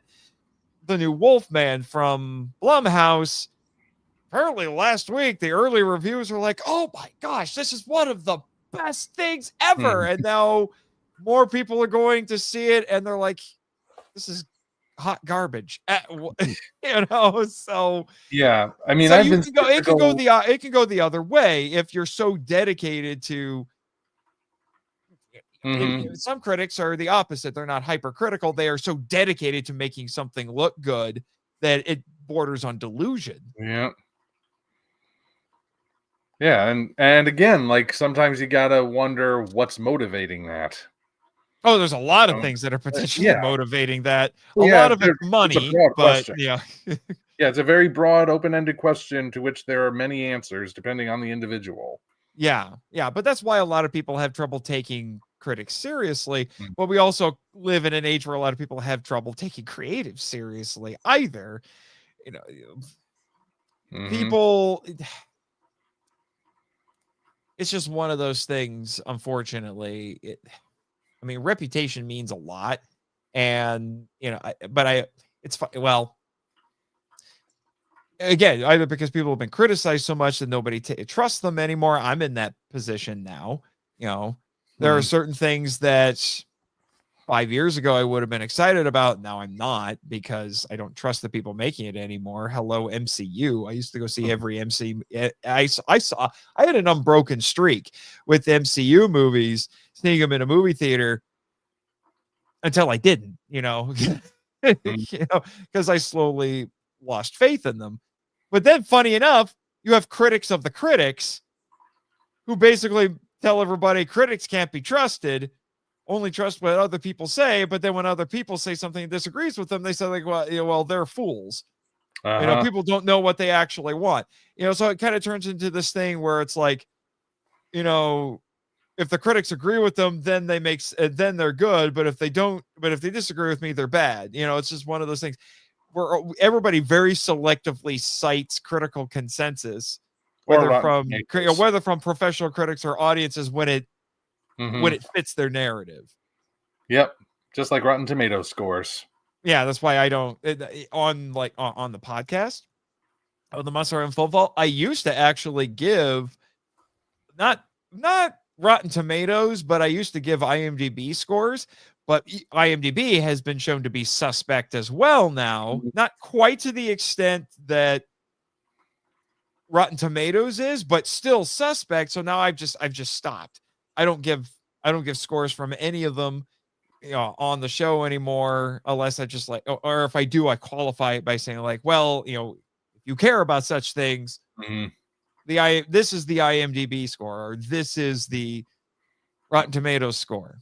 Honestly, but because I don't trust any of them, and I would rather, this is why I used to tell people, it's like, I'm not going to read if it's something that I want to see. I'm not going to look up reviews because I want to go in with as open-minded as possible, as untainted as possible, so that I feel like what I'm actually going to say is going to be my response to it will be honest. Yeah. Yeah, I've tried to develop that habit too. Sometimes I'll look up a score review of something that might be not newer but a little bit older, and I'll do that just to see if it seems like it might be worth checking out. And if it's a lower score and I watch a trailer in addition to that and think, oh, this does look terrible, then I'll probably let it pass. But I do try to at least give something I want to see it stay in court.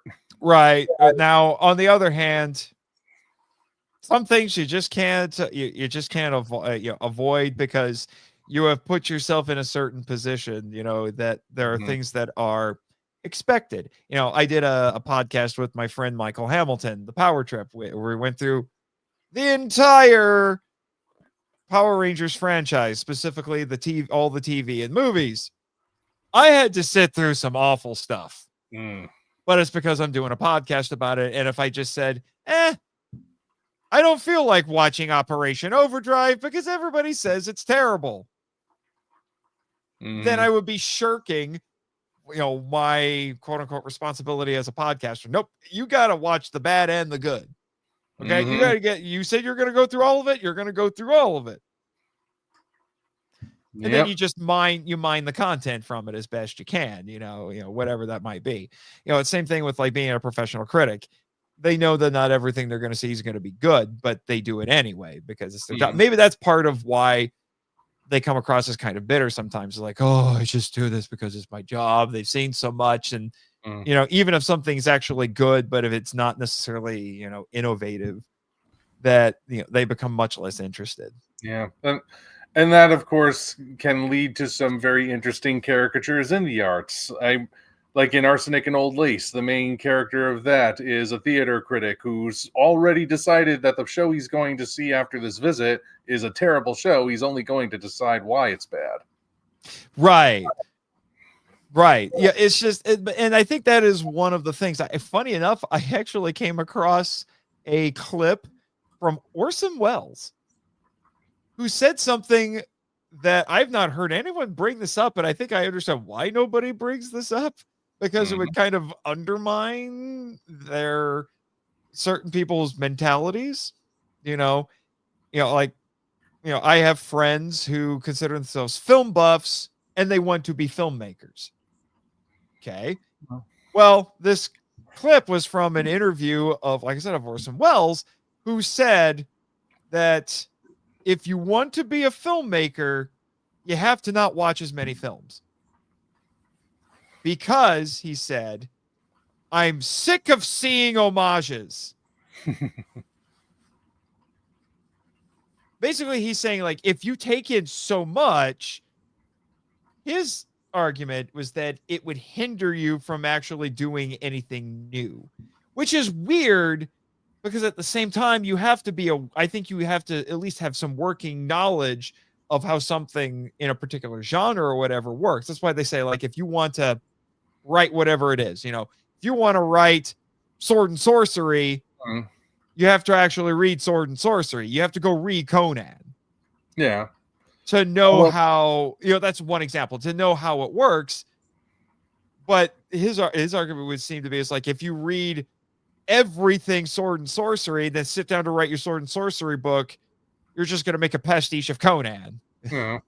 Or another way to potentially interpret that wouldn't necessarily be so literally, but more about being generally innovative. Because, as it's come up in this live stream already, Hollywood is stuck in a cycle of sequels and remakes and sequels. And there's not very little coming out forward that's new. And if it is new, it tends to get swept under the rug, or it tends to become the subject of extreme controversy like Megalopolis did. And, as a result, the new and innovative stuff, or potentially innovative stuff, can flop. And so we just keep coming back to the sequels and the remakes because that's all anybody knows. We want the same but different.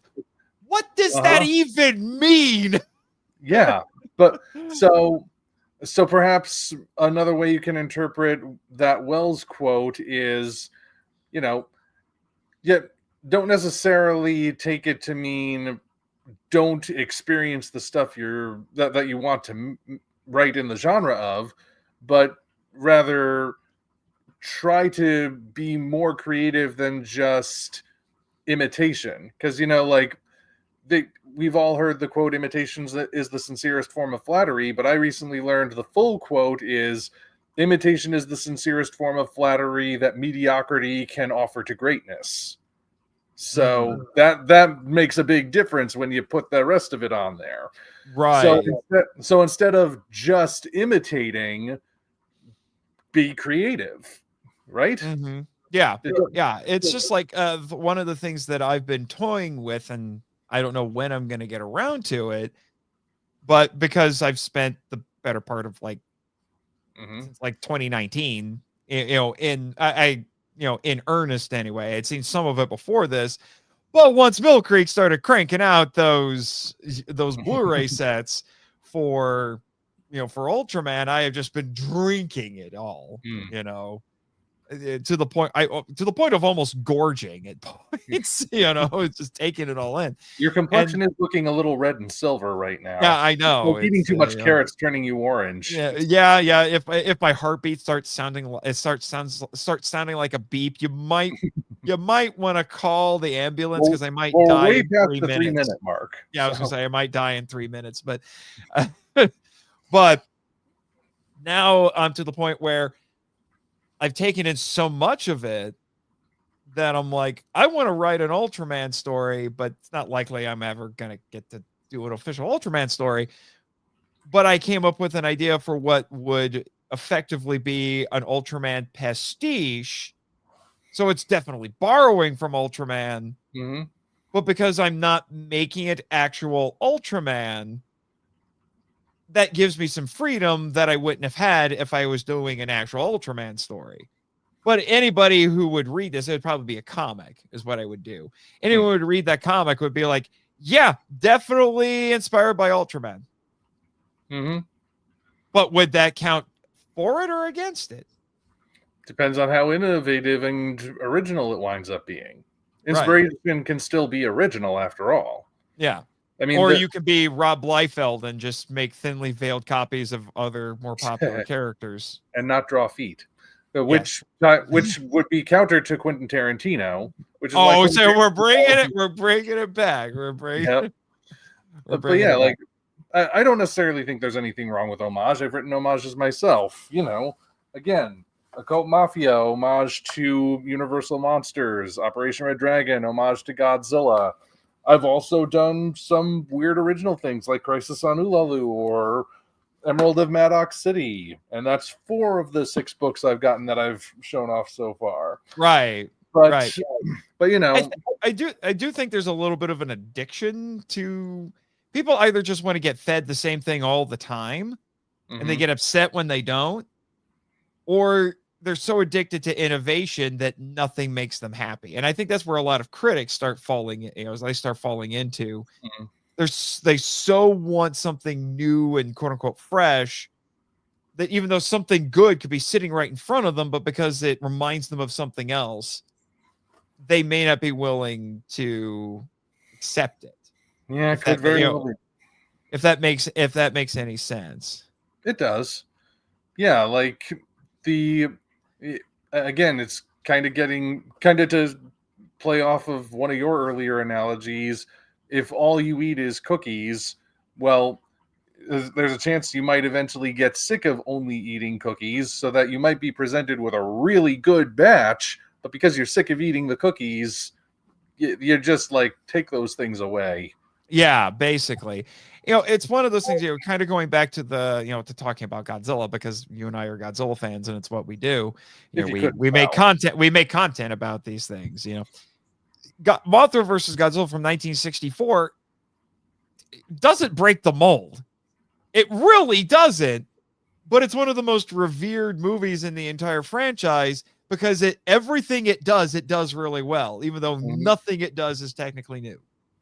Yeah. Or circling around to Orson Welles again. Orson Welles was well known for playing the Shadow, and he was also a big fan of the Shadow. He wanted to make a movie. Never actually did, unfortunately. Orson Welles doing a Shadow movie? That would have been so brilliant. Yeah. But like the Shadow, despite being like considered the pulp character, the radio character, draws heavily from Dracula, the Scarlet Pimpernel, the generalized crime story, Sherlock Holmes, all of these different elements coming together. And then, of course, Batman comes along and does the exact same thing.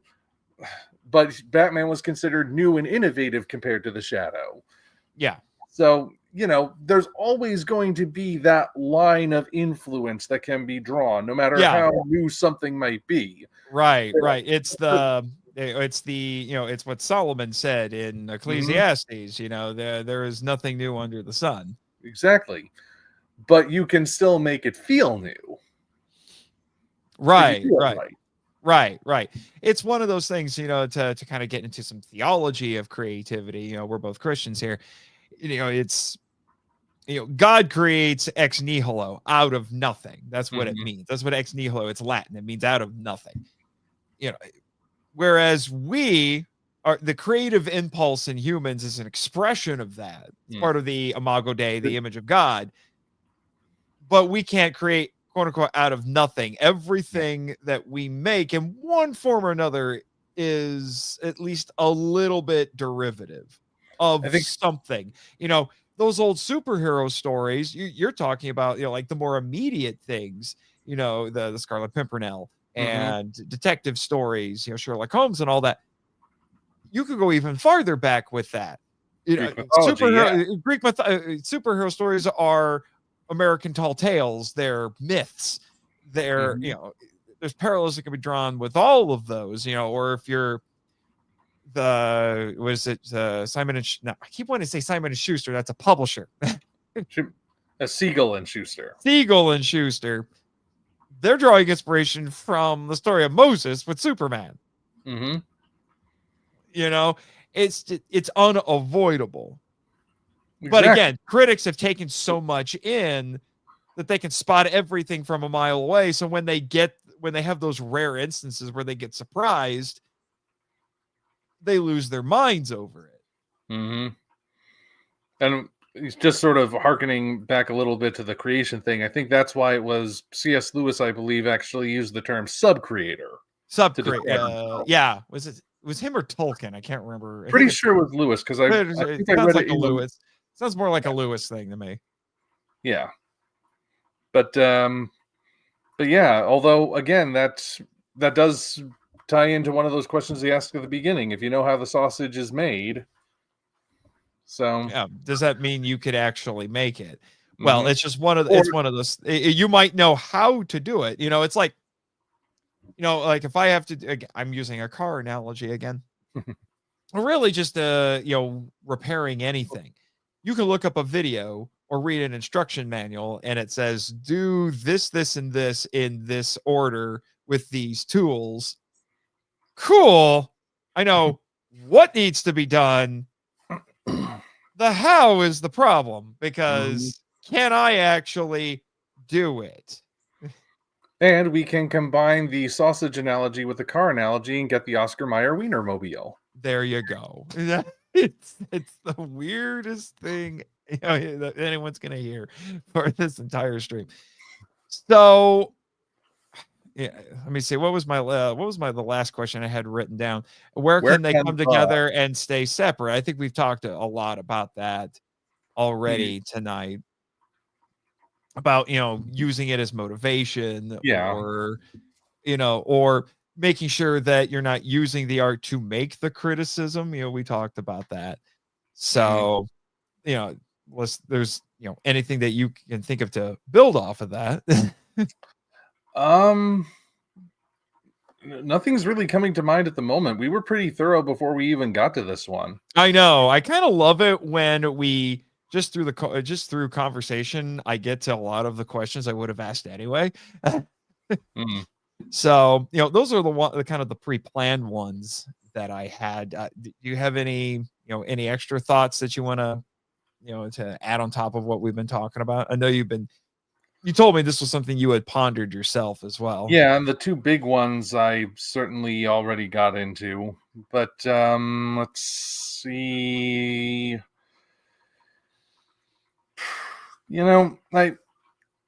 I think, as with so many other things, there's got to be balance to it. That I think is what it ultimately comes to, because balance is necessary in so many different aspects of life. You don't get enough oxygen, you suffocate. You get too much oxygen, that has effects on your brain. So you need just the right amount of oxygen, which is why our atmosphere isn't pure oxygen. So when it comes to the whole idea of creativity and criticism, that as far as if you're going to try doing both, you got to have that balance. You got to have a balance of creating and criticizing in whatever equal parts that winds up taking. You got to take in the good stuff along with the bad stuff. And the balance doesn't necessarily mean exactly equal proportions all the time. sometimes, equal might mean you do a little bit of criticism on the side, but you're mostly creating, or you do a little creative on the side, but you're mostly criticizing. I mean, ultimately, it comes down to the individual what that balance is going to be. But balance, all the same, is where people need to land, I think. Right. And to go back to something that I said earlier, I do think people having enough self-awareness about where their own natural skills and inclinations lead them and not creating the false perception that if they're a really good critic, that must mean they're a fantastic creator. Which is where we are with going back to what kind of prompted this idea, hearing people respond to the Critical Drinkers little movie, where they're like, why is this so mediocre? He should know how to do this. He keeps talking about about such and such. He should know how to write a good script and make a good movie. And I'm like, not necessarily. you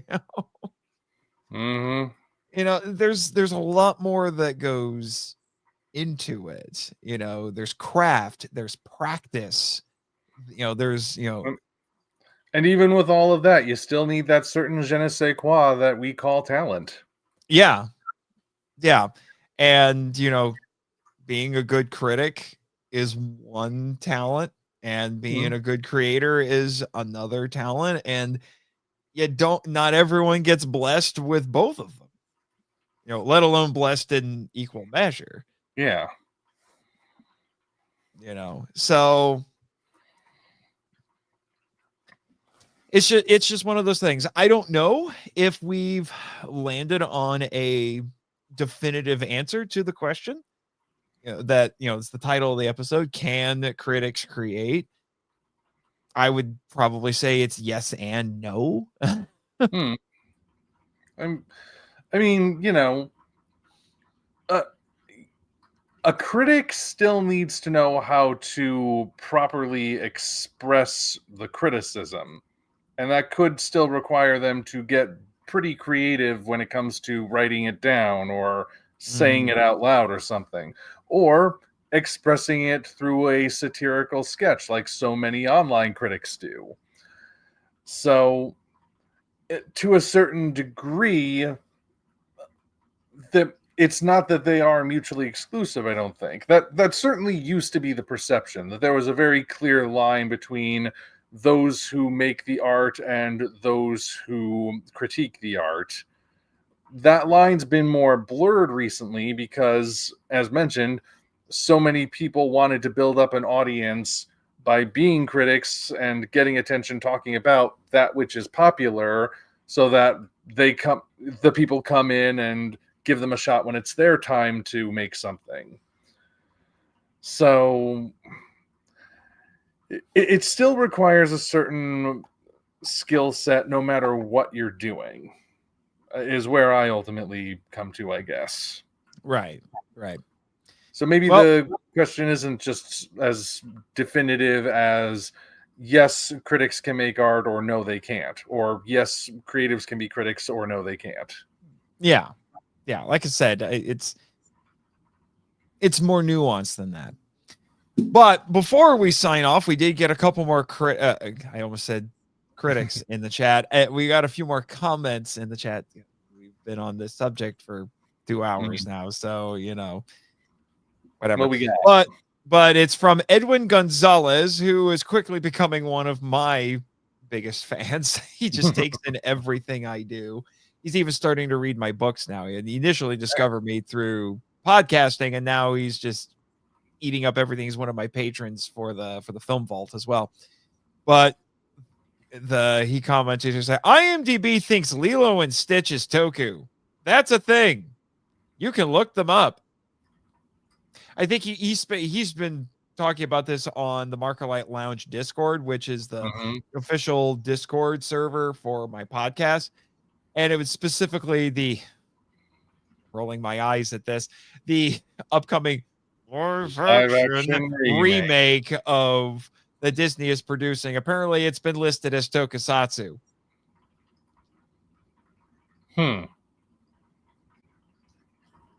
Interesting. It's just baffling to me. That's setting certain Maybe in like the expectations. most lenient definition of special effects driven media. I don't know. That's Sure. setting certain expectations about what Stitch is gonna do in the movie. Oh well, he's got I'm expecting. he's got to put on a belt and henshin. I am expecting a heartfelt finale where Stitch falls into the Hawaiian volcano, and Yeah. Raymond Burr narrates. There you go.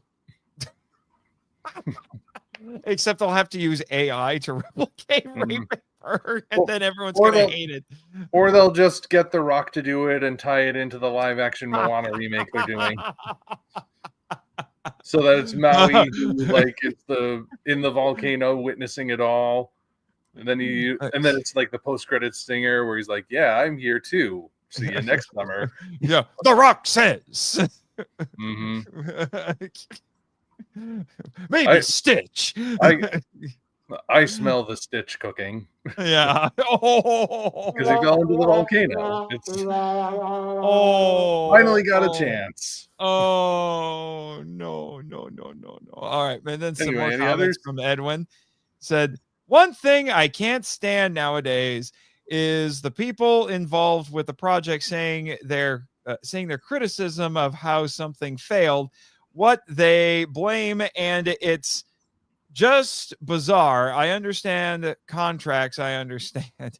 Yeah, when people start basically criticizing the critics, I think that's what he's getting at. Sometimes it goes into some really bizarre places. I mean, there is such a thing. Like I think like the director of the Flash movie just came out and said, "You know why my movie failed? Women." Yep, had nothing to do. Had nothing to do with Ezra Miller acting like a psychopath during that time. Had nothing to do with the fact that the entire movie is just kind of mediocre and bloated. Yeah. Okay, guys. Because the one thing that you should always do to make money is criticize the fans. I mean, they love when you do that. Oh yeah, I mean that just prints money. It makes gold just rain from the sky. Yeah, especially when you call them different isms and phobias, they react really well to that. Oh yeah, that's so good. That's so good. Shame them into seeing your stuff. It hasn't shame them into reading your comic or seeing your movie and watching your show. It's not only gonna work, guys. Oh my gosh, don't get me started on that. That's a whole discussion unto itself. Who knows better, the creators or the fans? The short answer to that is yes, but and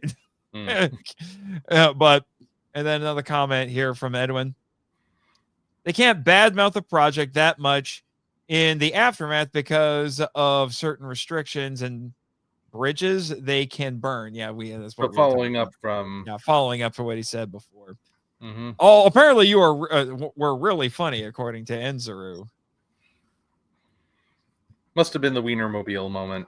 No, it was just now. I think I think it's the Rock doing the Raymond Burr speech.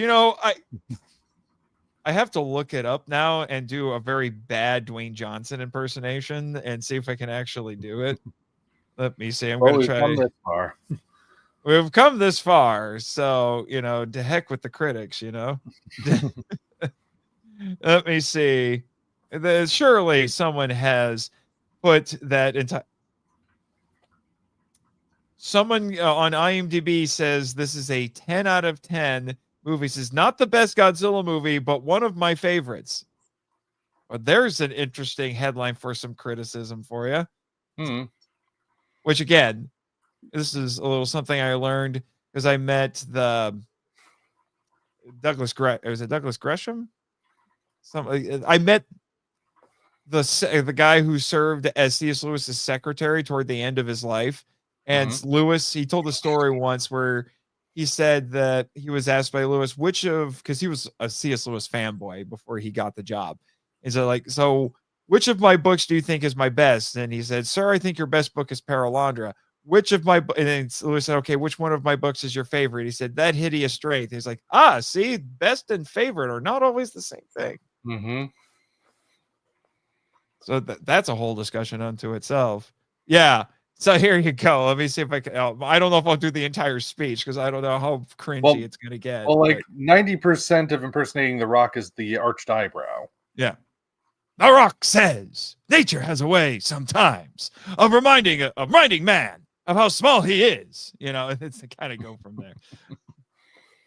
And then you puncture it by saying, shut up. I'm not going to do the whole thing. Not right now, anyway. but that would be funny. Actually, that would be a fun sketch to do. Like have people do different impersonations and read that that whole speech. You know, it's just like who would try to see how much funnier you can make it. You know, like what if this speech read by The Rock, this speech read by Arnold Schwarzenegger, this speech read by Mickey Mouse, this speech read. I would want to do Groucho and see how many tangents I could go on. But there's a video idea for you. Get some people together. It's like read the Steve Martin speech doing a celebrity impersonation or something like that. Okay, we got some more from Edwin. Also, some Sony stuff when the critics are the scapegoat for the bad decisions, or the culture of memes. Jokes is the reason it failed. Yeah. And when you start redirecting everything, that's another problem with criticism. Is you use criticism to deflect responsibility. Mm-hmm. Or shilling. Yeah, but kind of becomes weaponization at that point, which is why a lot of people don't take it seriously. You see, Enzuru. No, it was the Stitch falling into the volcano thing. Okay, yeah. And then more Enzuru. Well, Raymond Burr narrates. Okay, yeah, he was just clarifying what he had to say there. Again, I'm just saying, I do think that that's comedy gold waiting to happen. You could read that speech as Stitch. Nature has a way. Ohana means family. You imagine Gollum and then doing start thinking to Elvis. Yeah. You imagine like Gollum reading that speech and like every 5 words he has to, like at the end of every sentence he has to go. Nature has its ways, precious. Nature has its ways, precious. And he does fall into a volcano, so you know. It fits. You know why I can say the speech so good, Smeagol? It's because I fell into a volcano. Precious, the precious.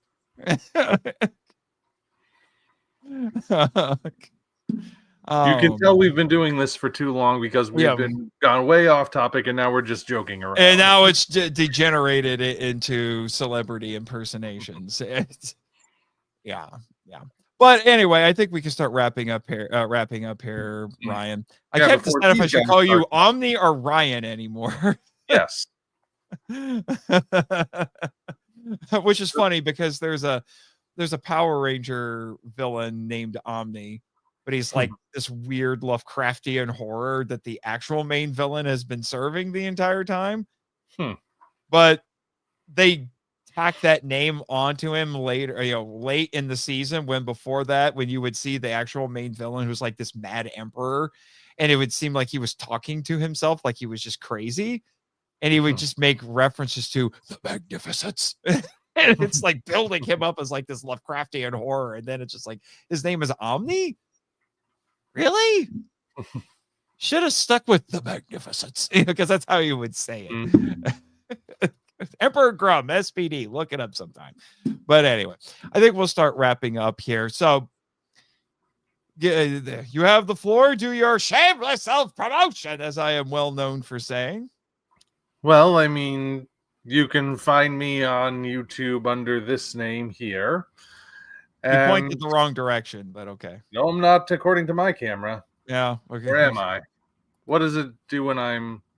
You're Sure looks like pointing. You are pointing opposite of your name. There you go. Yeah. So that's unusual.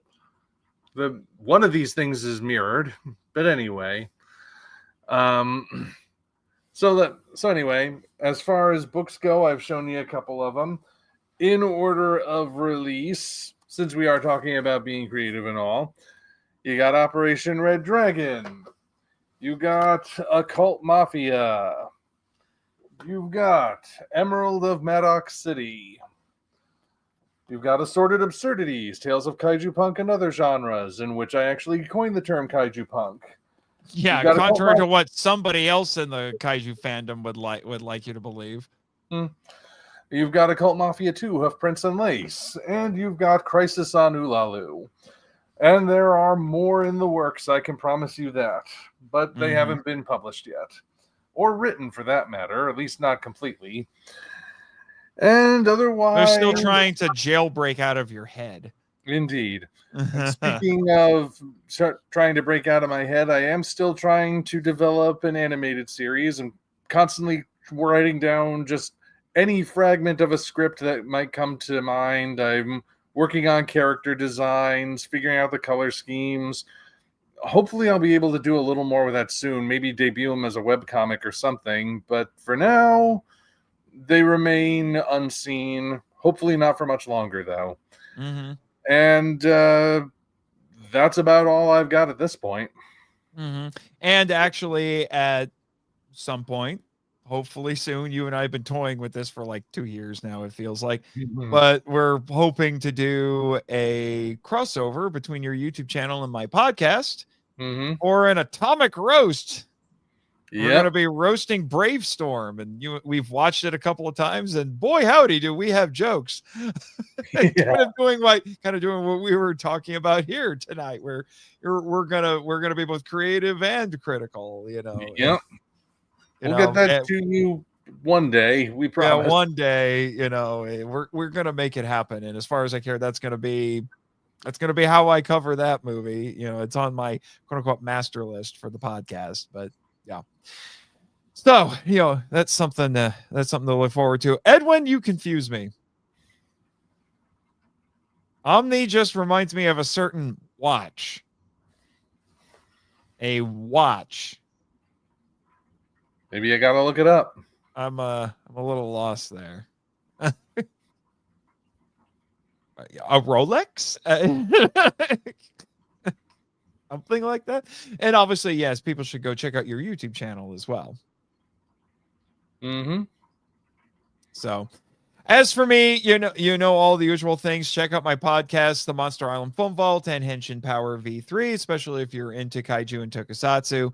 Check out my author website, nathanjsmarchand.com. Yes, I had to use both of my middle initials because nathanmarchand.com was already taken. I need to find the gentleman who owns that domain because we will have words. And yes, I do have 2 middle initials because I have 2 middle names. Deal with it. But which one is the actual middle and which one's adjacent? I don't know, actually. Well, it's probably Joseph would be the actual middle name, and then the other one's the adjacent, technically. Or you could add a third, have that be the middle. The other 2 are. I've heard Kiefer Sutherland has like 11 names. And then he just picked one of them as his stage name. Well, don't get me started on the guy who has everyone else's name and they wrote a song about it. John Jacob Dingleheimer Schmidt. His name is my name too. Yeah, for sure. Yeah, and so go check out all the things related. I mentioned that the Film Vault has a Patreon. You have a Patreon as well, Omni. I've got plenty of books out as well, and always working on new ones. Hoping to have a new short story collection with a collection of old stuff that I haven't had published anywhere. Putting that out there. Won't be, most of it won't be speculative fiction. Now, there's one that's sort of speculative fiction. So if you're expecting more of that from me, you might be a little disappointed. But, speculative fiction is, of course, fancy for sci-fi. And fantasy falls on it's the umbrella term for it. So yeah, there's one that sort of is, but not really. So, you know, and some of which, although my big book goal here is actually something, speaking of criticism, Omni, I'll talk with you after we're done here, but I'll probably be sending it to you because I would definitely trust your input on it. Okay. Yeah.